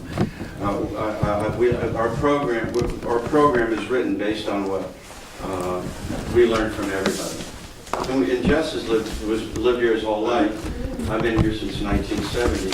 So we have some experience with the town. We know just about everybody that runs the place, the boards and so on. So, I personally really enjoy that part of it. Les, do you have a copy of this that you can leave with us for everyone to take a look? I'll pick one up tomorrow. These are original. Okay. I can see it. With your red notes. Oh. Okay, if the town uses Wi-Fi in their office building, this will be a great opportunity to get rid of the Wi-Fi and you get your connectivity hardwired with an Ethernet cable for the health and safety of your employees and the public who comes in. Thank you. Okay. Can I say one thing? Yep, last comment. In relation to what she said, the new buildings in Europe are doing that. They're putting Ethernet, instead of like outlets for plugs, there's Ethernets all over the room, so people can just plug in and they don't have to get Wi-Fi in the office space. We do that as a standard here in the States. No, that should be. It's a Cat 6 connection. That should be standard. The community center doesn't have it. They had to turn off the Wi-Fi when Dr. Sosa came. I don't think that we wanted to promote phone use in the community center. I think Why not? it's a You distraction. can from plug what's in a happening. laptop, you can plug in anything. Okay, so, We should give Jeremy a shout out too, because he was really instrumental. in- you know, he and I talked about this years ago. I mean, it And was... Bill and Jeremy would just, we'd come up with these ideas, and Bill and Jeremy would just beat us down to save the town money, and it just, in the end, it worked out. It really worked out. Thank you. Thank you. So, Les said, anybody who wants to look at the model, you can give them a call at the office and come up and see it. And Les, if you can get me copies of that, I'll leave them with Jackie tomorrow sometime. Or let's say I'll have them here by Thursday. If any members of the public want to come in and take a look at what we're proposing, it'll be here. Actually, maybe I'll get a nice picture of that. We can have that as well. Yeah, So, perfect. thank you, guys. Thank you very much. Sure. Thanks for Thank talking you. with all of us, appreciate it. You're welcome. Anytime. I'll see you tomorrow. I'll come pick those up.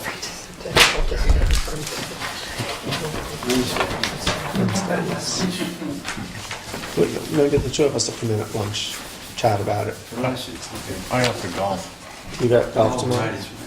No, no, I mean, I do, it's not, I have to golf because it's going to be the only sunny day in about a week. Oh, so we'll do it Thursday. And I need some more quarters. Where do you get the quarters from? Oh, never mind. Yeah. But yeah, I would like a copy of that too, Lester, if you could.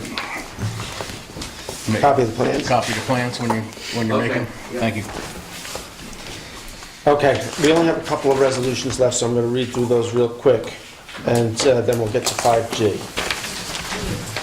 Whereas the Woodstock Town Board wishes to amend the Woodstock zoning law to make corrective changes to the zoning map, and whereas the Woodstock Planning Board submitted to the Woodstock Town Board on December 20th, 2018, a recommendation to make said change, and whereas the Woodstock Town Board is required to refer proposed amendments to the Ulster County Planning Board for their review, now therefore be it resolved that the Woodstock Town Board pursuant to 6 NYCRR Part 617.21 and Chapter 65 of the Woodstock Town Code, tweaker declares itself lead agent for the proposed action, finds the proposed action to be unlisted, directs the supervisor to prepare the short form environmental assessment form, and forwards it to the Woodstock Environmental Commission for its review, declares that the proposed action will not have a significant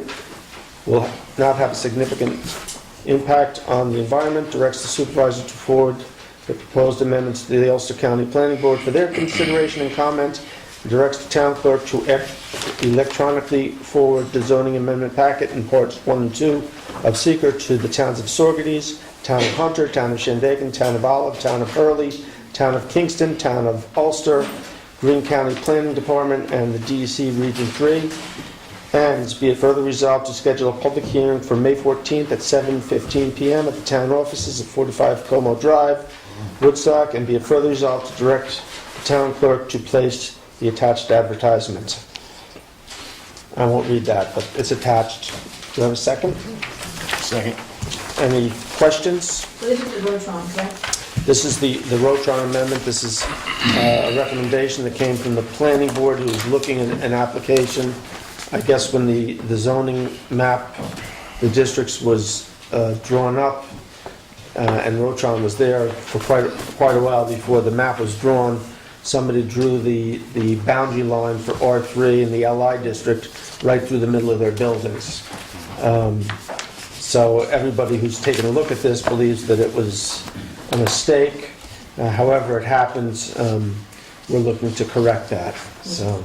And I do want to say, I am an adjoining neighbor, but I have asked the ethics board, who says I do not need to recuse myself, but that I should, and I talked to Dennis Doyle from the county as well, so he said, just tell everybody you're an adjoining neighbor, but the status is I do not have to recuse myself. Any other questions? All in favor? Aye. Be it resolved pursuant to Section 64 of Town Law, the Woodstock Town Board designates the Woodstock branch of the Bank of Greene as the depository for funds of the supervisor and town clerk / tax collector for the year 2019. Second. All in favor? Aye. We made that switch for the courts and it's worked out pretty well. It's a local bank and makes it easy on everybody. Whereas the Como Stewardship Advisory Committee has recommended to the town board support the application of the Woodstock Historical Society to place a storage shed on the property. Therefore, be it resolved, the Woodstock Town Board authorize the supervisor to forward the application to the Woodstock Land Conservancy. I should add for their review. Second question, Go ahead, where would this storage shed go? Richard? The storage shed goes behind the buildings that are currently down there. The reason for this, it's a 10 by 16 shed. The reason for this is we've remodeled that building extensively over the last years. And we have one room left that is currently holding things like display cases and the like. We'd like to turn that, the Historical Society wants to turn that room into, we're getting a lot more requests for research and visitors. They have to go upstairs to reach the archives, so we'd like to create a research room and small meeting room downstairs in the room that's currently being used for storage. So the storage shed would go out the back, 10 by 16, it's on a pad. It'll be gray, green, trim of white, and if I can show you, I can't show the audience too much, but if you're looking at the Historical Society, here's the driveway in. There's an old shed here. The old shed goes back into. So where's the front door of the building? Of which, the shed or the building? The existing building? Oh, so your front, okay, so the front This door is is there. towards the back. So it'll, okay. Now, the stuff you're gonna store, because this will not be climate controlled, so that's not gonna bother It's nothing to do with archives. It's like that. It's display cases, podiums. stuff that doesn't need to be climate It's controlled. furniture, basically. Yeah. And, paint and shelves. And Yeah. Okay. Any other questions? All in favor? I'll abstain, Jackie. This would be excellent. Be it resolved to transfer a sum up to $30,000 from the general fund computer reserve, number .00900, to the 2019 budget equipment purchasing line, number A01345.2000, to purchase 6 new computers, 1 new server, and necessary equipment for their installation. And whereas the transfer up to $30,000 from the general fund computer reserve, number .00900, is subject to permissive referendum as it relates to Article 7 in the New York State Town Law. Be it further resolved, the town clerk is directed to place the following notice in the official newspaper of the town. On April 16, 2019, the Woodstock Town Board adopted a resolution authorizing the transfer of up to $30,000 from the general fund computer reserve, number .00900, for the purchase of 6 new computers, 1 server, and necessary equipment for their installation. This resolution is subject to permissive referendum pursuant to the provisions of Article 7 of the New York State Town Law by order of the Woodstock Town Board. Second. Okay? And this $30,000 is actually what we put in this back in January. I didn't put it into the budget because I just wasn't sure how quickly we'd be spending it, so I wanted to have it in there for safekeeping. PCA has been doing a great job in really upgrading everything, and we need to replace the server in particular down at the police station by the end of the year. Its useful life expires. And also a number of the computers, I guess at the end of the year, is it Windows 7? Goes south, and so we need to upgrade some of the computers. We've been slowly chipping away. I know you got 2 new computers in your office, so we're making good progress. And As the old Macs come out, is there? we've got 3 left, and they're all going. Where are they going? No, I'm serious. To Mac heaven. No, well, it might be something, I'll check with the youth center, they may still be good for some graphic use. and We actually look around to see if anybody needs them, and then if not, we've been putting a lot of this stuff on Auction International. So, all in favor? Aye. Jackie, if you could place that ad. Okay. Well, I think we're scheduling you for next week. Do we need a resolution? Yeah, I'm looking for that. I thought I had that on here, just.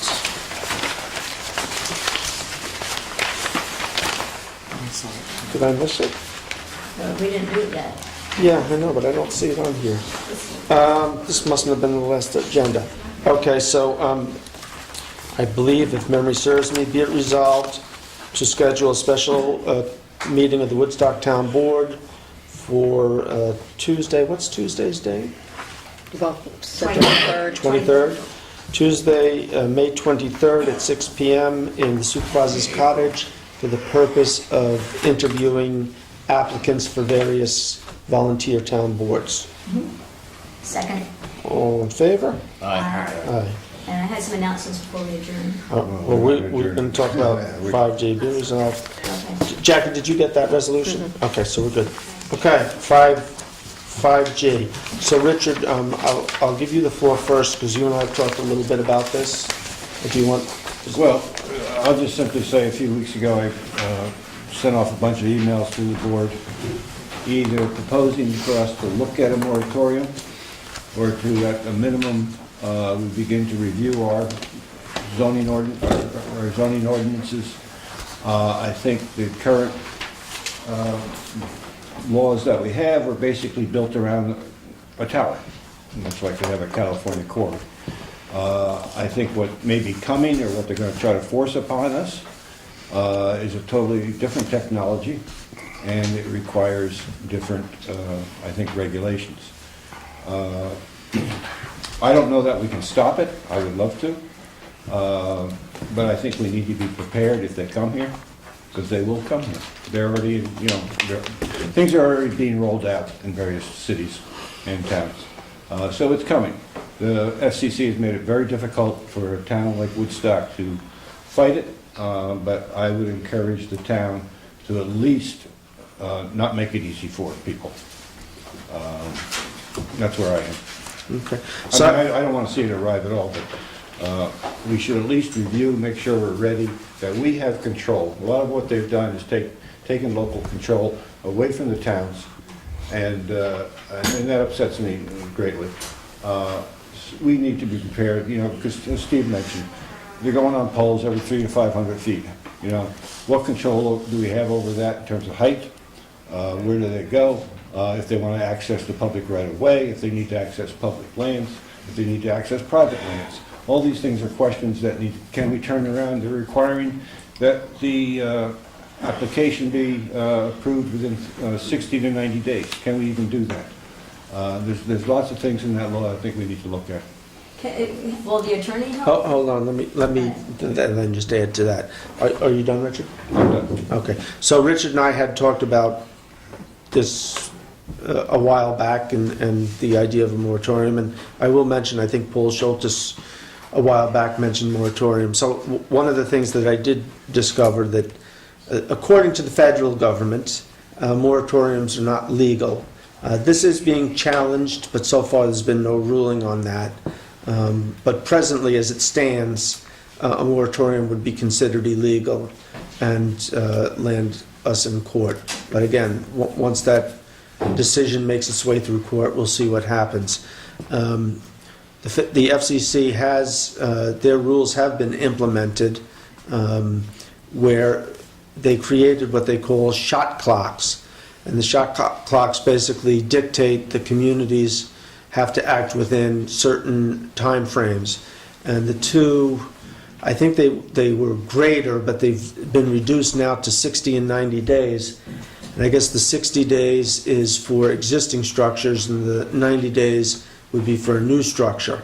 And that's the amount of time that the community has to move it through its planning process. They also have indicated that we're not allowed to talk about health at all, that they've deemed this to be safe. I'm just telling you what they say. Don't shoot the messenger here. And also that we can't really talk too much about aesthetics. Now, Woodstock, hold on, come on. You don't want me to talk when you guys are talking, so let me just finish. Woodstock is blessed with a very strong, interesting zoning law. And in fact, that's borne out by the outlawing short-term rentals many, many years ago. We had the foresight, it was in there, nobody thought about it, but it was in there. So there are regulations.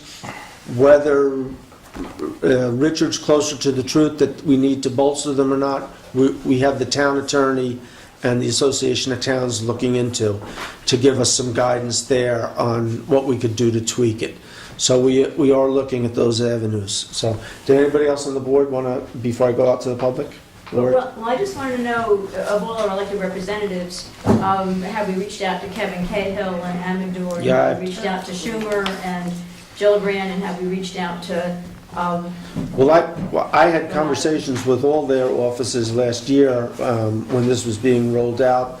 Now, the state last year was going to put it in the budget where they were going to take away home rule. That got backed out because there was enough of an outpour. Talking to, at that time, Fasso's office and Gillibrand and Schumer, and actually I don't remember where they stand on the 5G now, but at that point, I had discussions about the FCC rules and they're implemented, so that's a done deal. How the court proceedings come down on that, time will tell. So, Lauren, any comments, questions? Although it may not be legal and may not be any good, I'm in favor of putting a moratorium on it and working the zoning laws to prohibit it. And mostly because in my lifetime, I've been lied to about so many things, right from DDT up to tobacco, all of it. And I've never seen anybody say, I want 5G. That's the thing that really bothers me the most. It's like, you're going to get this, but nobody's ever come in this room and said, I really want 5G. I mean, I'm on the edge of radio-free Bearsville, so I only get cell service if I go out to the edge of my driveway, and I really like it that way. So I think we ought to do everything we can, whether people say it'll work or not. Okay.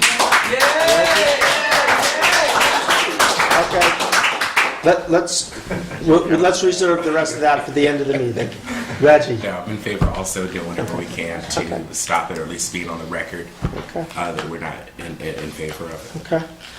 Okay. So if I understand, I think we need to spend the money. If we have to go to court or we have to hire lawyers or whatever, I'd rather see us spend the money now rather than having people having to spend money on doctor's bills and whatever. that's why I wanted to go through, like I said, ask the lawyer and talk to our elected representatives, because I would like to see how they can help us. Okay. I assume that everybody... Okay, Abby?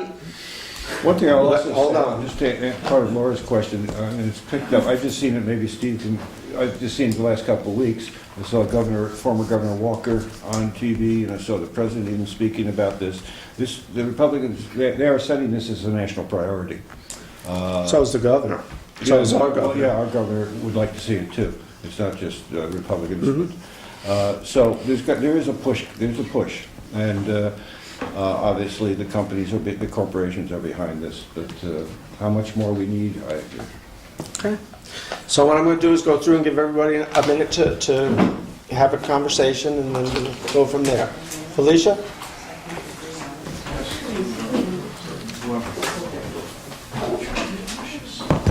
Abby? Yeah, I want to know what this insane rush is to inflict this on the entire population. What is this? This madness. It's madness. They want money. There's never been, as you know, as Steve said, there has never been responsible safety testing. Yet we're supposed to just knuckle under and give up all our rights? No. All right. Okay. Oh, if anybody wants to know more about this, they should get this book called The Invisible Rainbow, okay, by Arthur Furstenberg. All the proof you ever want is in there. Abby, thank you. Steve? Yeah, I'd just like to say a really important point is that humanity as a whole has never lived with the amount of radiation that they plan on dumping on us. And that's exactly what they're doing.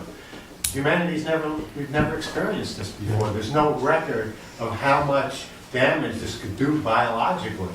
And yet they want to push this out with no studies and there are studies that say it's unsafe. So it's just unbelievable what they're doing. We need to stop it locally. Thank you. John? I knew more than 50 years ago, excuse me, I'm just going to ask everybody to also just give your name for the record. You're on. John Jordan.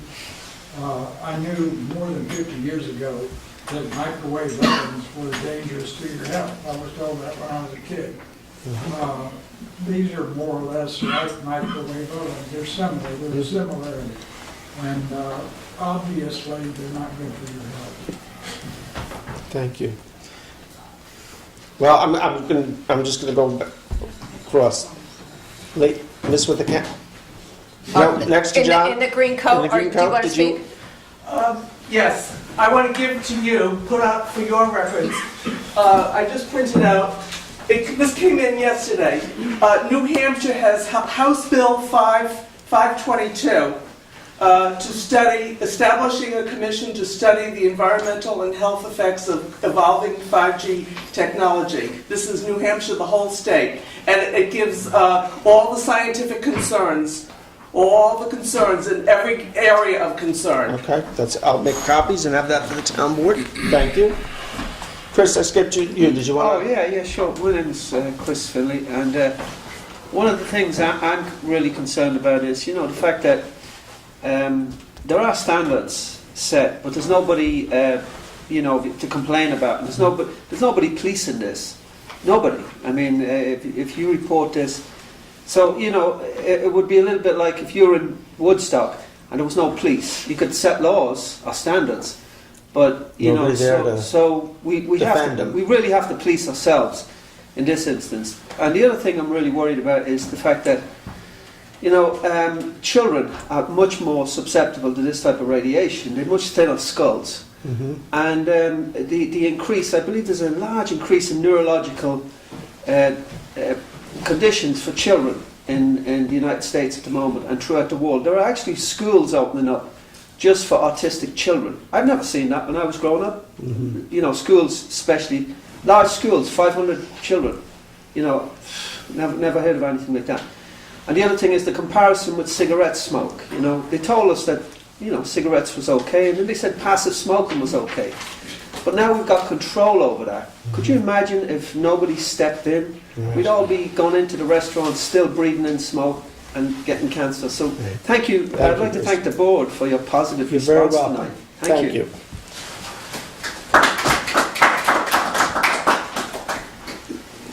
Anybody in the second row? No, the lady turning around? Sorry, miss? With the long hair and glasses? No? Second row, yeah. In the second row? No. Okay, Do you want to third speak? row? No. Anybody in the third row? I would like to say, Yeah, third. I definitely oppose 5G. I mean, I think it's disturbing what they're trying to police on us. They're steamrolling us with this. I see advertisements on television from Verizon and Spectrum. 5G is coming. 5G is coming, It's yeah. coming like a freight train that can't be stopped. And, there are health effects from it. Scientists have studied this. There are definitely health effects from it. It's very disturbing. We're going to be irradiated from one house to another. We almost don't even have to have Wi-Fi to be irradiated. It's very disturbing, and the worst thing is that no one knows about it. PBS interviewed this Pi, or whatever his name was, the head of the FCC on TV the other night. He just talked in glowing terms about it. There were no questions asked about the health effects. The whole thing is being railroaded through, and it's really disturbing. I think we should do as much as possible to oppose it. Thank and you. I also have a question about all the new telephone poles that have gone up on Route 212. They're just replacing bad poles. They did a pole survey and they checked for rotten poles. That's all they're doing. Because I know they are taller than the old poles, and the new small cell equipment for 5G. Trucks are taller. They want to get the wires up. Right. So, could you just give your name for the record too? Shelley Vance. Shelley Vance. Thank you, Shelley. Anyone else in the third row? He was starting to speak earlier. Okay, Raj? Okay. Yeah, I'd like to The fourth speak row? for sure. First of all, I'd like to address the town board and say thank you for Richard, Lauren, and Reggie for actually opening your minds enough to listen and to read the material that we've been sending, because you're the three people who have actually shown us that you care. And I really appreciate it from the bottom of my heart. We've been working on this for 5 years. We're not doing it for ourselves. We're doing it for other people because that's the way we are.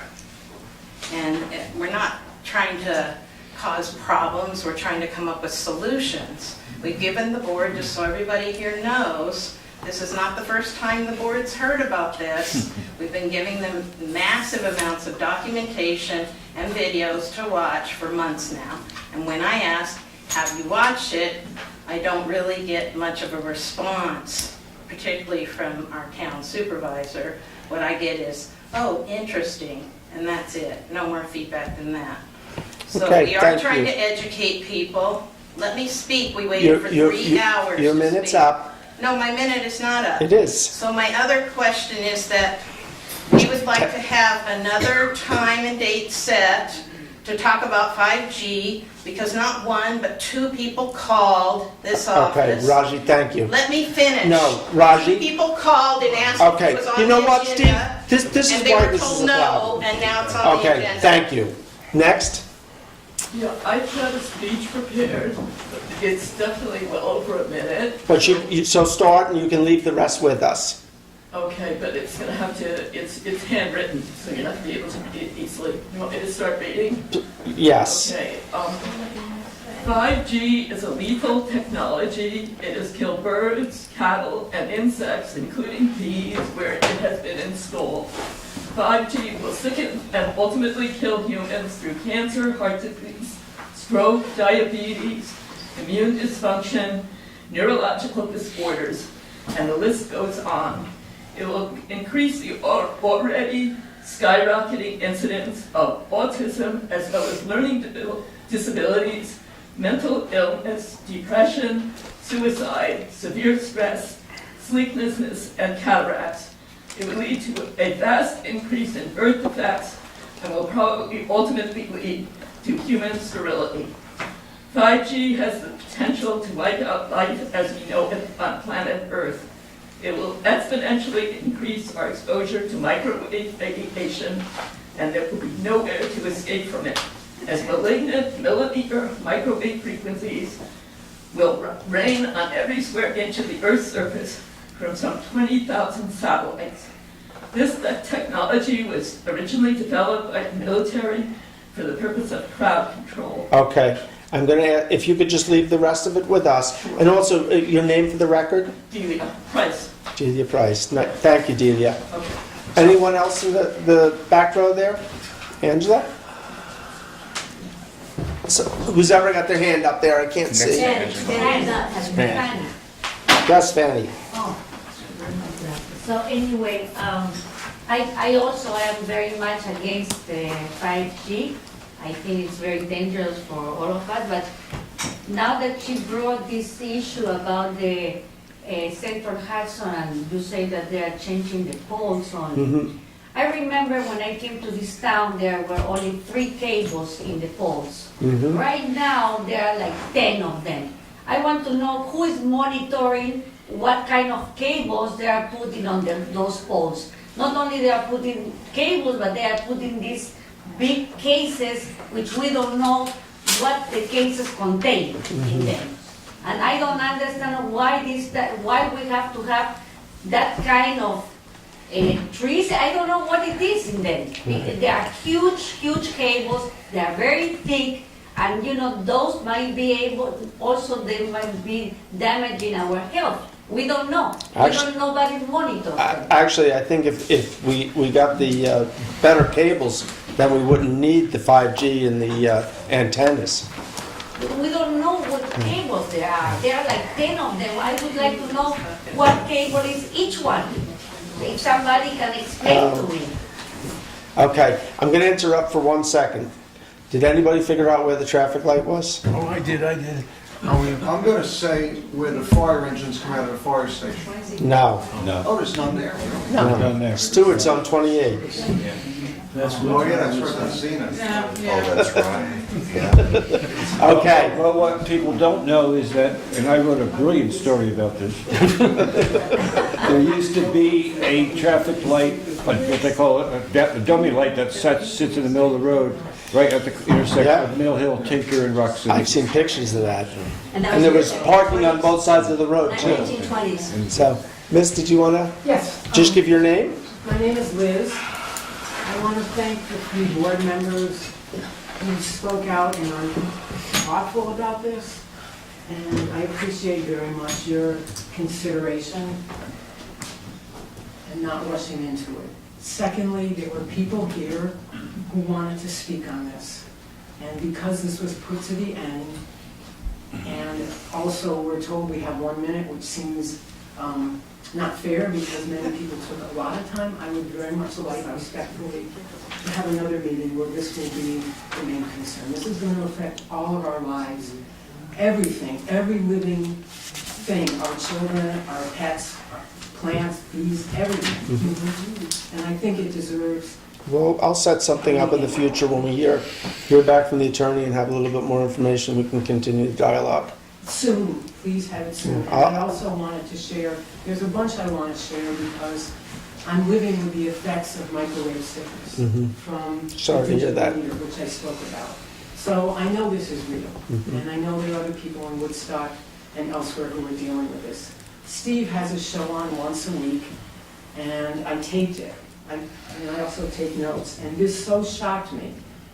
On January 21st, Steve interviewed Mark Steele, who at one point was an engineer employed at a nuclear facility, a secret weapons site facility with some very high, this is short, with some very high radio frequency pieces of equipment. So he knows about microwave radiation weaponry. And this is pretty much verbatim what he said. 5G is definitely a weapon, and this weapon system will kill everything. This is an existential threat for humans across the world. These weapon systems were developed in the 40s and were used in the 40s. Over time, they become more and more sophisticated, more and more lethal. They become really, really small, so now they can actually be fitted outside people's homes. Okay. Bedrooms, hold on, I'm almost done. It's Okay. 2 sentences.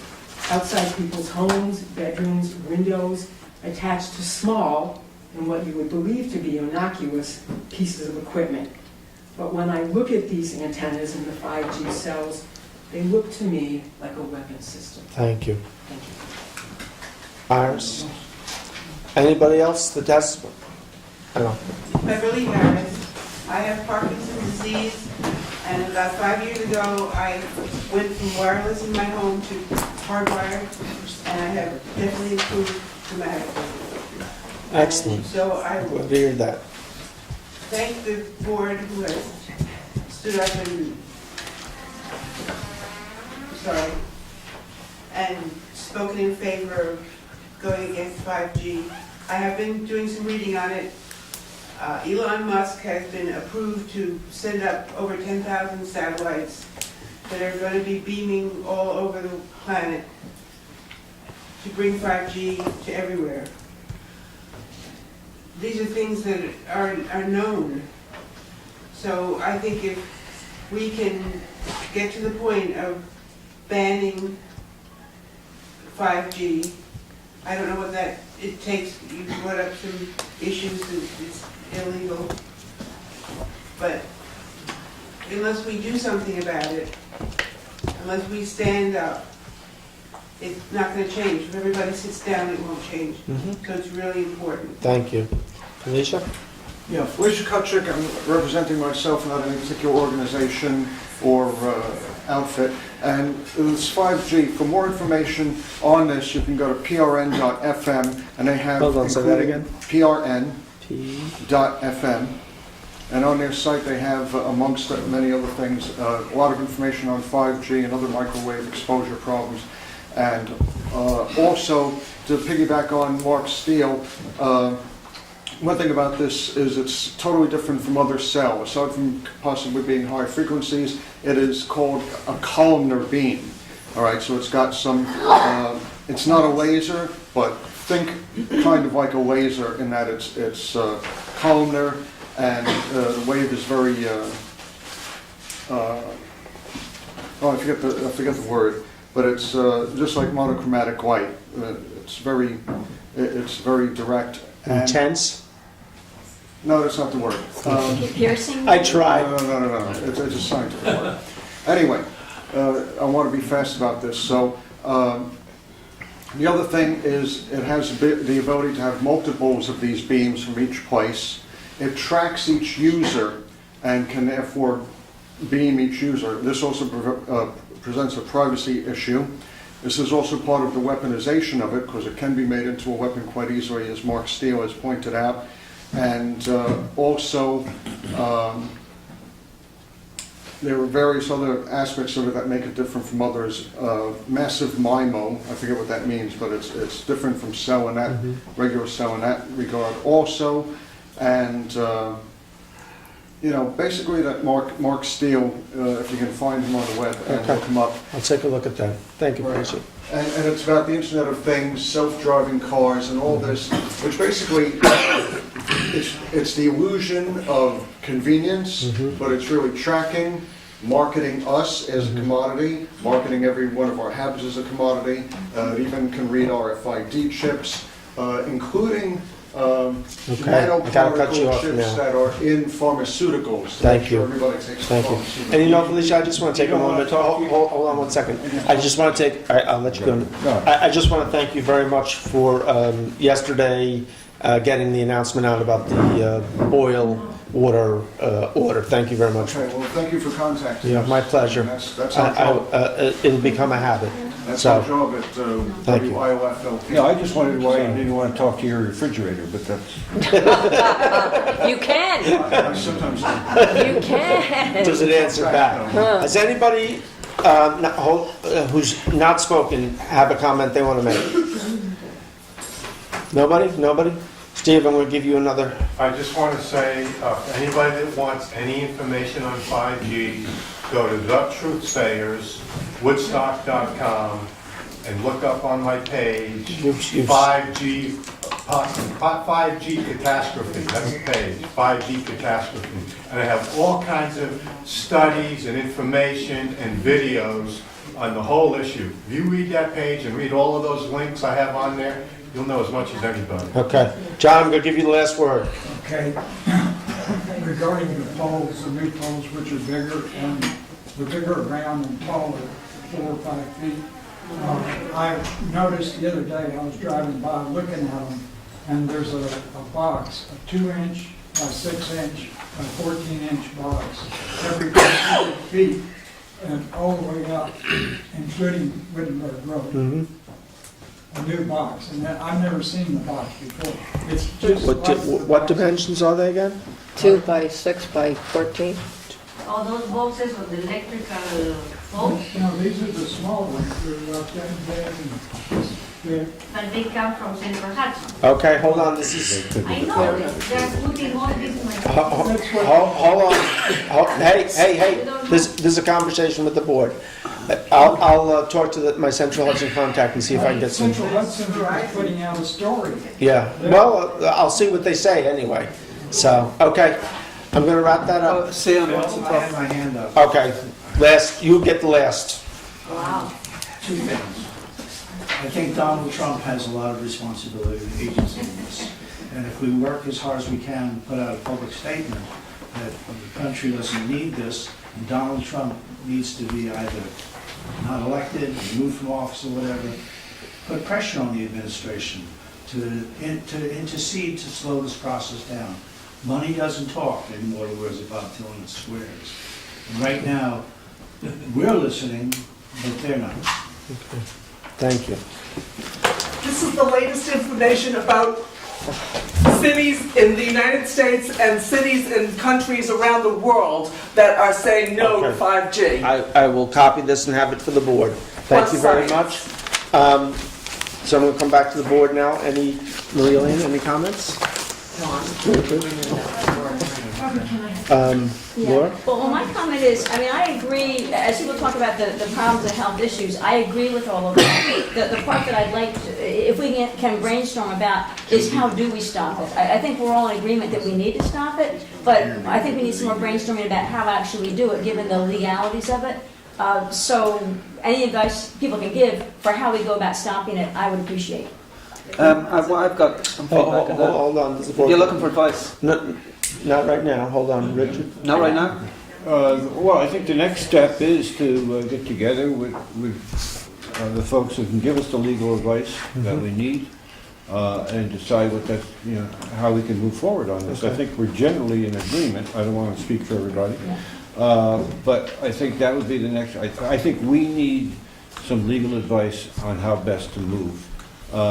And if anybody, Raj, you mentioned the multiple emails we give each week or whatever it is, but if anybody can seize a resolution on a moratorium, I've looked, and I haven't really found anything, a moratorium or a resolution that actually prohibits, not a memorializing resolution, which I think the Florida one. I sent it to you guys. I thought that was, but I thought sent to you guys. Okay. well, this maybe it's been a while. But hold on. Was that the one that I saw today was from Florida? I think. Yeah, there's one in Florida, but there's. That was like a more. I'll send you again the Okay. whole set of ordinances around the country. That are directly Yeah, prohibit. yeah. One came out 2 days ago in Florida, I sent it to you. Yeah, I read that one, but it looked more like a memorializing resolution. No, I sent you a whole bunch. I'll send it again. Send it again. Okay, but I think We have lots of we need ideas to. we can share with you on that. Okay. Email them to us. Yeah, let me finish. I We need to move ahead. I don't know how you want to pursue this and who we want to pursue this with legally, but I think we should take a little bit of time, think this through. I don't know if, our town lawyer may not be the right person, I don't know. But I think we should start looking very seriously. And also, how we're going to handle the zoning law on this, and a review of that. Okay. Lauren? I have nothing else to add. Okay. Reggie? No, nothing other than I'd like us to see what we can do, either the attorney at the town level or with our congressman, whatever we can do to. Congressman hasn't returned phone calls, so I'll continue to work on that end.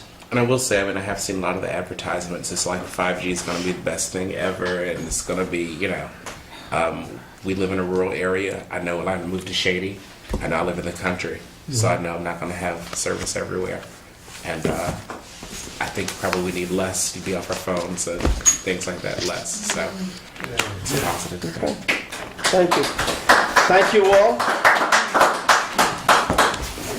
Just make a suggestion. We're going to wrap up this part of the meeting now. This is very short. I form some kind of a committee about this. Yeah, we'll look into that. Because we have to get everybody together and brainstorm it together. Thank you. The town Thank needs you. a technical/environmental/health Okay. committee. That's what you need. I'll talk to you two guys in the next 2 days about maybe you two spearheading this. So I'll talk with each of you separately. Motion to adjourn? Well, I did have some hands over. They seem mild after all this, but Earth Day and Arbor Day are coming up in our town. Okay. Go ahead. So. We have announcements, so. Okay. I did have a couple of announcements. I know it pales in comparison to 5G. I'll start out by saying I know 5G is more important than any of these announcements. However, the town does have some things coming up. When David Gross was here, he did talk about Earth Day. Earth Day is April 22nd, but the town is celebrating on Saturday, April 20th. From 10 to 2, in and around the green, there'll be a lot of displays, a lot of things going on, some electric cars. So I know we want to work on 5G, but every bit of environmental focus does help. And so Earth Day is being celebrated in town on this coming Saturday, the 20th. Arbor Day is coming up. So on Arbor Day, which is April 26th, which is a Friday, there is going to be a tree in recognition and memory of Anne Brandt. Has already been planted at Rick Volt's Field. It will be dedicated at 4 o'clock on Arbor Day, April 26th. So that is the Anne Brandt tree dedication. Around 11 o'clock that morning, I believe that the tree committee will be planting a tree in CVS, trying to get some elementary school kids. I'm not sure if they have any elementary school kids that have come over, but around 11, I'm expecting to have a tree planted around CVS. I've gotten some agreements with CVS on that. And I saw Connor here, but I don't know if Connor's still out there. But I've been told that on the next day, on Saturday, that there'll be a tree honoring Jay Wank planted. So I'm hoping there'll be a news note from the tree committee into the Times. But I am expecting on the 27th that there'll be something in recognizing Jay Wank in the form of a tree. The one in CVS is not, it's just a tree planting there? Right, it's not a dedication of anybody, but it's so those things are the plan. The Ambrant is a for sure thing, and the CVS 11 o'clock that morning of the 26th and the J Wank tree on the 27th. I don't have a time for the 27th, so I hope we'll have a news. Thank you, Laura. One other thing I'll mention too, we did put it out on the web and the Facebook. There was a water main break yesterday down in front, across the street from the Woodstock Playhouse. We did issue a water boil order for anyone beyond that point going out 375. That order is in effect until at least Thursday at noon. We took a test of the water today. We'll have the results back tomorrow. We will take another test tomorrow and have the results back hopefully by noontime Thursday. And at that point, we're keeping our fingers crossed that they come back positive or negative, I guess, and that we'll be able to lift that order. And I'll reach out to you and let you know you can put that on the, as soon as we have. Right, on WYLF. Yeah. And just real quick, April 27th on Saturday from 10:30 to 12:30, there's an Earth Day cleanup spearheaded by the Woodstock Youth Center. And so I just wanted to mention that. Let folks know. Do you know where they're meeting? At the Youth Center. At the Youth Center. That's what And they're gonna, April 27th from 10:30 to 12:30. excellent. I have to work that day, so you won't see me there, but please come out. But you delivered the message. I delivered Thank the you. message, yeah. Okay. While we're all talking about stuff, we have a meeting coming up later this week with Larry Allen, our water guy, and Dennis Larios, the town engineer, and Councilman Hebner and myself to talk about the maybe another well at the. Okay. Yeah, I gotta talk to you about that. So, we won't do an action next week, but at the first May meeting, we might be able to do an action on that, perhaps. That brick vault? Yes. Okay. Any other comments, questions, Well, I want to announcements? say thank you to everybody that came out because it's very helpful. It's very helpful to get the direct feedback. Thank you, Laura. Motion to adjourn. Second that one. All in favor? Aye. Yeah. Jackie, could I get all this to the speakers? I didn't do it. It wasn't a public hearing.